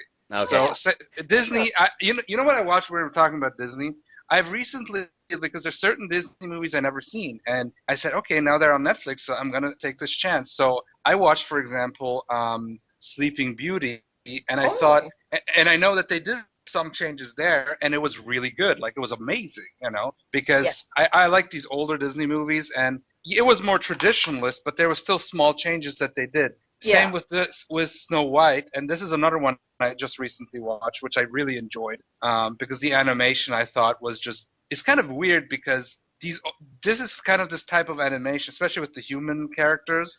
It was made so fluid. It was kind of like the old Superman cartoons, if you know those, So I know what you mean, because they use the rotoscoping technique. Yeah, it's definitely. I think Disney never admitted to that, but Ralph They actually totally said that admitted it to it. They've totally admitted it to it. Like they're not hiding it. Come on. Okay, they did use rotoscoping, but I think rotoscoping is a good technique, and Yep. because I think Ralph Bakshi, they gave Ralph Bakshi shit, and he said, well, Disney did it too. They just have more money to make it look a little bit cleaner. Yeah. Okay. So what movie was this? I was talking about Snow White. Still Snow White. Okay. Anyway, so there was another movie you were talking about, but hey, listen, we've Oh, sorry. Yeah, we're enough topic. We've I think we'll wrap it up here now that we've come to the end of this conversation. Lots of interesting shows we got to mention there. So once we'll take another little break, and once we come back, we'll answer just some questions that people have sent us. So see you in just a bit.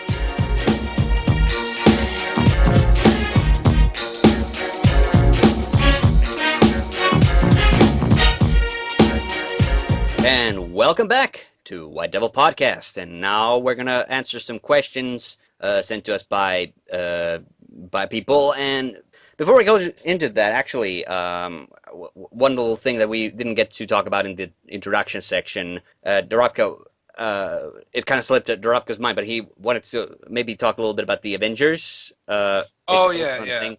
Just because of the movies for the summer. It's been a while ago. This is on the beginning of the summer, but I enjoyed it a lot. I know there's a couple of people who had some gripes with it, but I thought it was a very solid,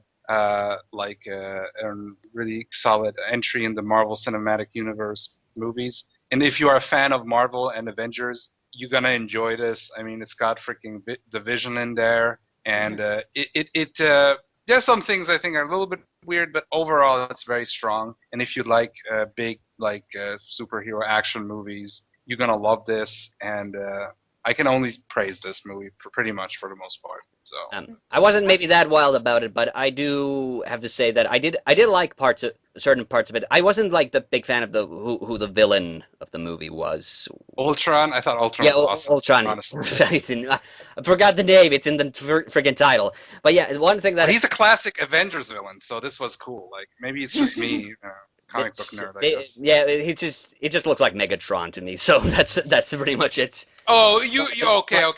Anything, it's a big gray robot. So that was the thing. But it's just that Megatron looks like Ultron. Okay, Ultron has been around since the '60s. I mean, but the CG version of him looks like whatever. Fair enough. I was just saying that.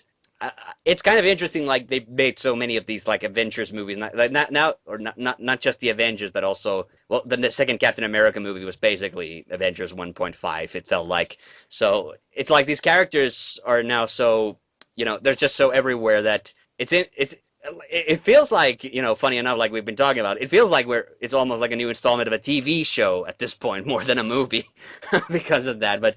It's kind of nice. I had to. What confused me about the fact was the Maximovs, the Quicksilver and Scarlet Witch. Like I didn't first of all understand like what are they doing in this movie because I thought that they were X-Men characters, but then I actually after I watched the movie, I also did a little research and found out like oh no, there's like different. They can share. This is the only mutants they can share, and they cannot call them mutants, but the same way how. Well, no, but that's the thing because some versions. Because the reason I was confused because anyone who knows X-Men probably knows those characters as being Magneto's kids, but in fact there are different versions of Scarlet Witch and Quicksilver that are not. And I don't know. It's a big confusing mess. But I saw a video of that explained it pretty okay, like where this interpretation comes from. Yeah. Yeah. So I think in general. They could share the rights, so I was excited. So they could, and honestly, I prefer the Quicksilver from Avengers. No questions down, he was much better. Like a lot of people had a hard on for the Quicksilver for the in the X-Men movie, but I was like, he was just a douchebag. And okay, he had the one scene where it's all the time stopped. I'm like, big deal. It's an effects shot. Does it have anything to do with the character? Not really. Quicksilver was in the X-Men movies? In the last X-Men, in Days of Future Past, and they really did it because Fox and Disney, they can't stand each other. They literally put in Quicksilver because they heard, Quicksilver is going to be the next Avenger movies. Let's whatever, but on it. The point is that we both there were certain things we both liked about these movies, but you seem to have liked it a lot better, though. I'm a big Marvel and comic book Yeah. fan, so for me, Yeah, this we is know, we fully know. everybody knows it. All right. Nothing T-McBee wants to add to about Avengers, or did you? I haven't seen it, so Okay, so let's move on to the questions now. And the first questions that I saw came from T-McBee. And so T-McBee asks, she has 3 questions. First question, any thoughts on the shows Rick and Morty and Steven Universe? And I think I mentioned already that I have not watched Rick and Morty, and I haven't seen Steven Universe either.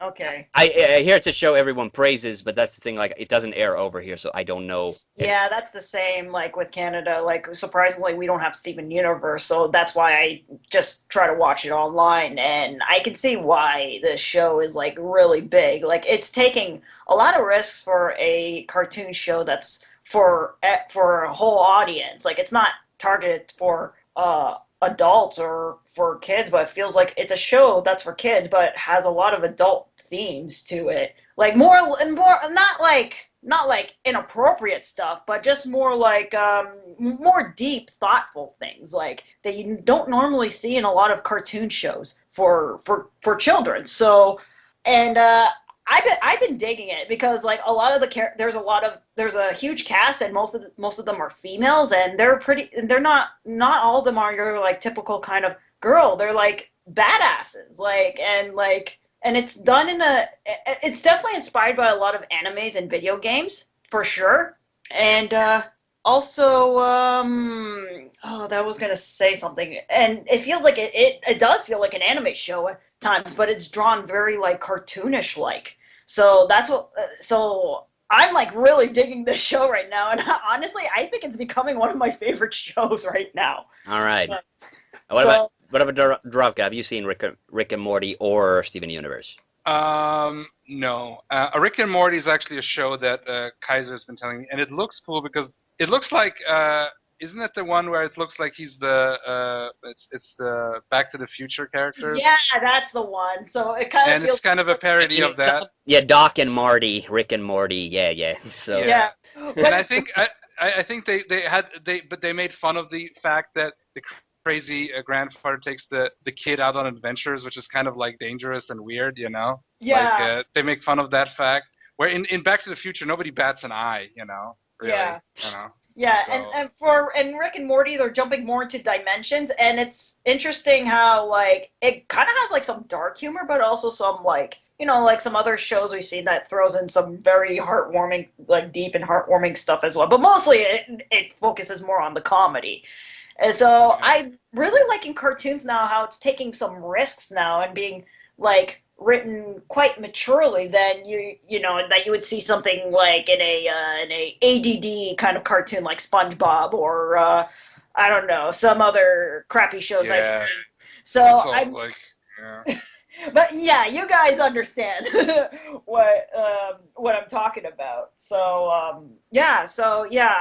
wasn't too sure about Rick and Morty, but I'm really digging it. Like, it also throws in a lot of 80s like sci-fi kind of like films into its I really got to watch it then because this sounds like the show for me. I mean, Steven Yeah. Universe, I've heard of that and I'm kind of interested, but Rick and Morty, I saw the trailer and I was yes. Like I don't know why I haven't watched it yet, but it's something like it just sounds something that I should be probably really digging. and it's also funny that they also appeared on a cameo on a Simpsons couch gag. So that was pretty funny. Like the first time I saw that, like seeing Rick and Morty and Simpsons combined in a Simpsons opening, like that was pretty hilarious. Like, and that was like probably the only good thing I liked about like maybe the newer season of Simpsons is that they just threw in this cameo into their Simpsons couch gag. So yeah. Okay. Well, I think we answered that question. Mhm. All right. So then maybe let's move on to the next question, Sure. which is, are you afraid of riding on roller coasters? And I want to say no, but the thing is, like, I have not been in an amusement park in years, so Okay. I don't know. Like, as a kid, I went on one maybe once, and I remember cheating a little bit in the sense that I had my eyes closed during the whole time. But so I could feel my like body shifting back and forth, and it's not a roller coaster. I was on a thing that went up. It was like shaped like a boat. Oh yeah, I know that. Yeah. Well, it went up high, and that's kind of it didn't like go upside down, but it was balanced in a way that it always was the right side up, but it kind of went up and round and spun really fast. That way. Okay. So I don't know. I was thinking the Ferris wheel, but I'm like, No, it's not a Ferris wheel. Like it went, it lifted up and then it swung around. So it was like shaped like a ship, and it kind of spun around, but it was always like facing like the right side up, so it wasn't like a fully. And we have a late arrival to the podcast. Please welcome Cendoo. Hello, nice to meet you all. Yes, just in time for the Q&A and match games. So. Perfect timing, I guess. I don't know. But since Cendoo didn't get to answer, we're doing the questions, and T-McBee has a few questions here for us. T-McBee wanted to ask, the first thing she wanted to ask us was about Rick and Morty and Steven Universe, if we had seen those shows and if we had any thoughts on them. Me and Darabka sadly have not seen those shows. T-McBee really likes Steven Universe and Rick and Morty, so that's why she's brought them up. So. Cendoo, first of all, have you seen those shows? And if you have, what do you think of it? I have seen Steven Universe. Fun fact, first show on Cartoon Network that was created by a woman. Yeah, that's true. I was iffy about it the first time I saw it, but it's one of those shows where the characters genuinely grow, and I'm actually impressed by that. Yeah. So yeah, it slowly gets better, and I like it for that regard. Yeah. All right. And how about Rick and Morty then? Have you seen that show? Negative. Ah, yeah. Yeah, it's kind of like sort of like underground a bit, but it feels like it's getting a lot of like good reviews. So I hopefully like they do well with season 2. Oh wait, I have seen a couple episodes of this on Adult Swim. It's different. Not sure what to think about it right now. All right. So yeah, let's move on back to the second question, because we were already about like, are you afraid of riding on roller coasters? And I couldn't really give a straight answer because it's been so long since I've been on a roller coaster at all. Yeah. I mean, I don't know. I could give it a spin if I so happen to go to an amusement park, but I haven't been to one in years. Okay. What about Darabka? The last time, the specific question was like if we were afraid on roller coasters. Well, I've been on different fairs and stuff but in the real time I was on really big, crazy roller coasters was when I was visiting Los Angeles, and I was visiting my cousin, and it was in Christmas, and he said, hey, let's go to Seven Flags and Magic Mountain, Seven Flags, and it was really cool because they had some really crazy roller coasters and stuff. So where I felt legitimately like they were pretty scary. So, but oh yeah, the only one where I didn't got up was which I really regret not going, was the Superman one, where because it's all named after DC characters. The point is that I don't know, it just went straight up, and I was like, it's a little bit much, I guess. But it's kind of stupid because I'm a big Superman fan, and I thought that would have been cool, But yeah. Maybe when I want to go back there again because I want to also visit my family there, and my aunt and stuff. So there was a couple, and they were pretty crazy. So yeah. So I guess yes. Yeah. Okay. What about you, T-McBee? Are you afraid of roller coasters? I mean. Most of the time, yes. I have a big anxiety on roller coasters. Surprisingly, I went to Disney World and I tried some roller coasters and rides, but some of them were were tolerable in some parts. Like at least I was okay and I had fun. But there was a few that I went on, like Space Mountain at Disney World. Fuck that ride! I hated that ride so much.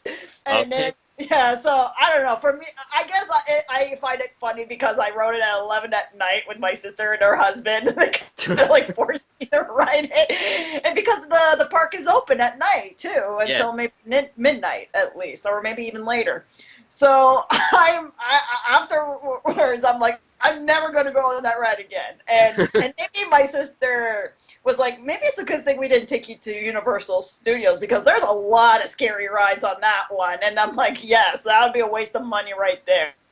And we also like Canada has an amusement park called Canada's Wonderland, and like they got some tolerable rides, but there's some scary roller coasters on that I surprisingly went on, and every time I go on, I'm cursing. I'm like swearing my head off. And surprisingly, I did not do that at Disney World, and thank goodness, because I was afraid I was going to get kicked out or something like that. So, yeah, it really depends on the ride, but if it's like very crazy, sharp turning, fast pacing, I'm done. I'm like, I'll be like, I'll debate, I'm never going to go on that ever again. Or just complain, like, yeah. Yeah. So that's why I wanted to answer that question. Ask that question. Then, Cendoo, what about you? Are you afraid of going on roller coasters? I've been on like one as a kid. I have a thing where I'm always like terrified to go on, but after I do, I loved it. Well, that's a good thing to have. That's a good thing to have. Although, I've never been on one of like really big ones. The one ride. But I guess I'd rather try that one than try that ball drop thing. That thing is just scary. Oh. I did that. I did the ball drop thing. That one is legitimately terrifying. But it was awesome also. I even have a recording of this thing. I actually got the recording. Hey, don't make a joke. It's like you're inside this sphere thing really high up and then it drops you. Woo. Yeah, but the ball drop thing, like, that sounds like... Yep. Wow. Okay. No, and you call me immature, Hanu. Oh, God. I mean, there must be some name to that, other than ball drop thing. Yeah. There's I mean, Darabka, you've done the ball drop thing perfectly. Like, you sound perfect, so... Okay. Anyway. Let's move on from that distasteful question. Yeah. Okay. Last question that we have from T-McBee is, what condiment do you prefer on your fries?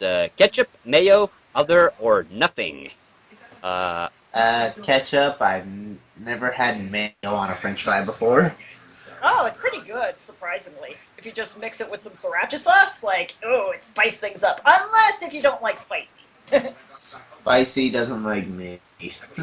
Oh, okay. It's sort of like me, the opposite. Surprisingly, I don't like ketchup on fries. Like, it's gone to... Okay. Yeah, I think it's more like, I used to like it as a kid. As you get older, your taste buds change, and ketchup tastes very sweet to me. So I'm like, I kind of barely use ketchup in a lot of, like, stuff like that nowadays. Like, even in burgers, like, I kind of use other condiments than ketchup, so... Yeah. Yeah. Okay. What about Darabka? What do you think your fries? What I like, actually, I like ketchup. I like mayo, but I like mayo, like, I like to mix ketchup and mayo. That's something I like. Would that be orange? It's kind of orange, yeah. It's kind of almost like pink colored, you know. Yeah. I don't know. I'm still really iffy on mayo because I never had mayo as a kid. It's only like as I've gotten older, I've noticed like how many things have mayonnaise in them. So yeah. So I'm still really like I still like it like as a salad dressing or something like that. Like that's okay. But on fries, that seems like really weird. I don't even like it when in burger joints when they put them in the hamburgers. Like I still think that's kind of gross. But then again, it's fast food. It's Yeah. Not exactly. It's not exactly the healthiest stuff around. Mayo in burgers? Come on, that's good. Well, at least I like it. Drop Tower. That's the name of the ride. Hey, I'm surprised nobody mentioned, like, putting pepper and salt on French fries, or maybe do something extreme like poutine. I don't know. Like, wait, We're so freaking health conscious over here in Finland. Like putting more salt on food is like an absolute no-no. Oh. It's the same in Germany. Like this is the main thing. Although Bavaria loves their greasy food, but honestly, like the health stuff is becoming really popular. Yeah. Well, in America, it's the exact opposite. So yeah, we'll take extra salt any day. Well, actually, I don't really put a lot of salt in my foods nowadays. Like, I kind of just try something else because a lot of things have salt in it anyway. So Yeah. why add more? So yeah, and then like I don't go out so much. So, but there's those times once in a while I'll just grab like I don't know like a poutine. So like and like yeah, That was like, poutine. Like I heard that. Yeah.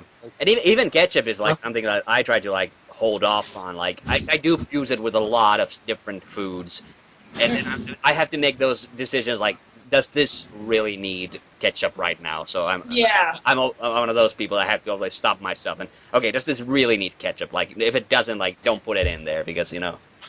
it might ruin the flavor of whatever is actually on the plate. Yeah, that's true. Yeah, it could be pretty much of a mess. Yeah. Oh yeah, definitely that too. Well, those were interesting questions. Thanks for that, T-McBee. And then we also had a question sent to us by Boobop1987. Boobop, by the way, is one of my subscribers, and she does her own videos. She does. Oh yeah, I do know. Yeah, you did mention her. I did watch her stuff. It's pretty cool. Yeah, she does her. Drivers? Yeah, she does her own movie reviews and top 10 lists and things like that. She has a very interesting delivery, so I recommend checking her stuff out. Just a little shout out there. Oh, sure, you can say that. Yeah, and so what Boop had to ask was, what is your favorite TV show? And we've already talked about a lot of TV shows, but Oh, yeah. Well, TV show can be anything, Yeah, like it can be reality show, soap. yeah, so just feel free to rattle off a few at least when it comes to you. Well, who wants to go first, Cendoo or T-McBee? Ladies first. Well, I did mention the animated ones. I think I don't need to repeat myself. I don't know about live action though. Like I don't know. Like I think because I always stick with the animated stuff. But I guess for now, like is it talking about now or just general? Like In just general, like I think it's just generally like, what is your favorite TV show? oh, okay. Okay, so we have to go. Okay, I guess maybe I'll pick top 5 for now. Gravity Falls, Steven Universe, South Park, Old Citizens, and Clone High. Those are basically my main. All right, Cendoo? Yeah, that's me. Yeah, what some of your favorite TV shows? It's pretty mixed actually. Of course, I still enjoy my anime. But I've been watching a lot of live action nonsense. I tried out Shaolin Chronicles. It's a very weak spin-off. Although lately I'm just watching YouTubers. Like, how awesome Darabka is. Thank you very much, Cendoo. Your stuff is cool. Like I miss your stuff. Like I wish you can. I don't know. I need more Cendoo stuff. No, don't worry. Don't worry. All right. I'm still here in spirit. I'm not really sure what the question is. The question is just what some of your favorite TV shows. My all-time favorites. Yep. Well, of course, the obvious Breaking Bad. Don't watch much TV, but my guilty pleasure, I still like some Disney sitcoms, which is weird considering I didn't like any of the animated movies. I don't know. Lucky Star. There you go. All right. Okay. And then Darabka, some of your. I would say Star Trek: The Next Generation. It's just it holds up really well. I will say, well, I already mentioned MASH. Also I like a lot of sci-fi stuff. So Lex, Far Cry, I like a lot. Hercules, The Legendary, Journeys, and Xena, they're pretty cool. And I've been rewatching those. So what else?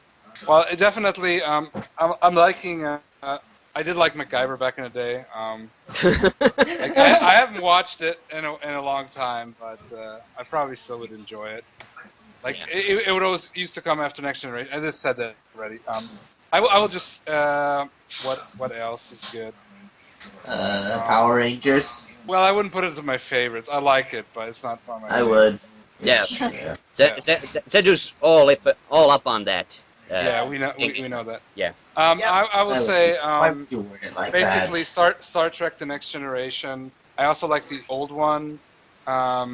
I don't like Voyager so much, so I'm just gonna go with this basically. Also, Battlestar Galactica, the original one. Okay. Like that. Okay. Important distinction. Yeah. The new one is not bad. I like it too. Like at first I didn't, but it's its own I thing. wasn't implying that it's bad. I'm just saying. I used to not like it, but I'm like, I like it now. So Yeah. Yeah. And for me, this is a hard question because I don't watch TV that much, really. Liar. But some of the shows, like the last show that I watched seriously, and I'm dead serious about this. Well, okay, I did watch the first season of Hannibal, but it was on a really weird offshoot channel, and that's probably the reason why I haven't been able to watch it a lot. But like the last show that I remember I seriously was into and watched like seriously start to finish was House MD. I really liked that show. Okay. And we're talking comedy, like obviously there's Mr. Bean, Blackadder. Blackadder, how could I forget? Oh my god. We just recently watched the whole of Blackadder with my sister God. and her fiance Veli-Matti, with whom we did the Mario Kart mini let's play a while ago. And there's a ton that I could mention. Animation-wise, He-Man and the Masters of the Universe is obviously one of my favorites. So we're talking Disney, DuckTales, and Goof Troop, and Chip and Dale's Rescue Rangers, stuff like that. And I really like the original Star Trek. So I'm all about that. Thatness. Fascinating. Yeah, and everything, and all the other cliches. Dead Jim. Yeah. And what else can I mention that I haven't mentioned? Obviously, the sitcoms that I mentioned, so I won't repeat that. And I don't think I ever watched like any drama series that intensively. Have I told you about that weird summer that I watched Gilmore Girls all the time for some reason? Really? Oh, I no. don't. It was because No. it was like because it was one summer and I was waking up like very consistently at like was it like 9 or 10 o'clock? Like I wasn't doing anything. It was the only show that was on at that particular time. So when I woke up, I was just watching Gilmore Girls for one whole summer. Oh wow, that's crazy. Yeah, and and How I do you- never really watched Can't shows. stand that show. Oh my god. Okay. That's like me with Big Bang Theory. It's like, why is it on so much on TV? I don't understand why. I watched most of it, but in the end I decided, why was I wasting my time with this too? So you watched the whole thing, and then at the end thought, that sucked. Take a minute. I don't know why, but maybe in the beginning there was some interest. It was more like I saw some nerdy stuff pop up on the show, and then I was like for example, they were playing this board game Talisman that I love a lot, and all I could say is that you're playing it wrong. There's way too many characters. Like Oh, weird. Yep. Yeah. And there's a tons of other more obscure ones that I could maybe go into, but I think those are the important ones, I guess. So Yeah. How do you say greatest TV of all time in Finnish? paras TV-sarja ikinä would be more or less. Yeah. You took a lot. wait, you was took, it well, Paras? Did you say Paras? Yes, paras. That means the best. If you would say the greatest, it would be mahtavin It's- TV-sarja ikinä. Well, it's funny because in Hungarian, Paras means farmer. Former. But Farmer. Did you say farmer or former? no, farmer. Okay. Well, yes. But Yep. officially they're like related languages, I guess. Although, Yeah, they are. It's only- They totally are. they're Finno-Ugrian, yeah. Yeah. Okay. But hey, interesting how you talk a lot faster in Finnish. Yeah. well, I didn't want to. What? Did you want me to stretch out my syllables? Para ste veo el maíz. Stop that. Stop that. It sounds like you're chanting. It's a satanic ritual over here. The finish. It's no. Wait. If we're going after the Kalevala, the mythic saga of Finland, the magic of Väinämöinen, he does it through singing. So there's a point there. Okay, now we're on a complete sidetrack. So thank you for that question, Boobop. And I think that wraps up the actual podcast. I mean, there's going to be the match game and still to look forward to. But yeah, thanks for everyone for coming on already on this point, and see you on the match game.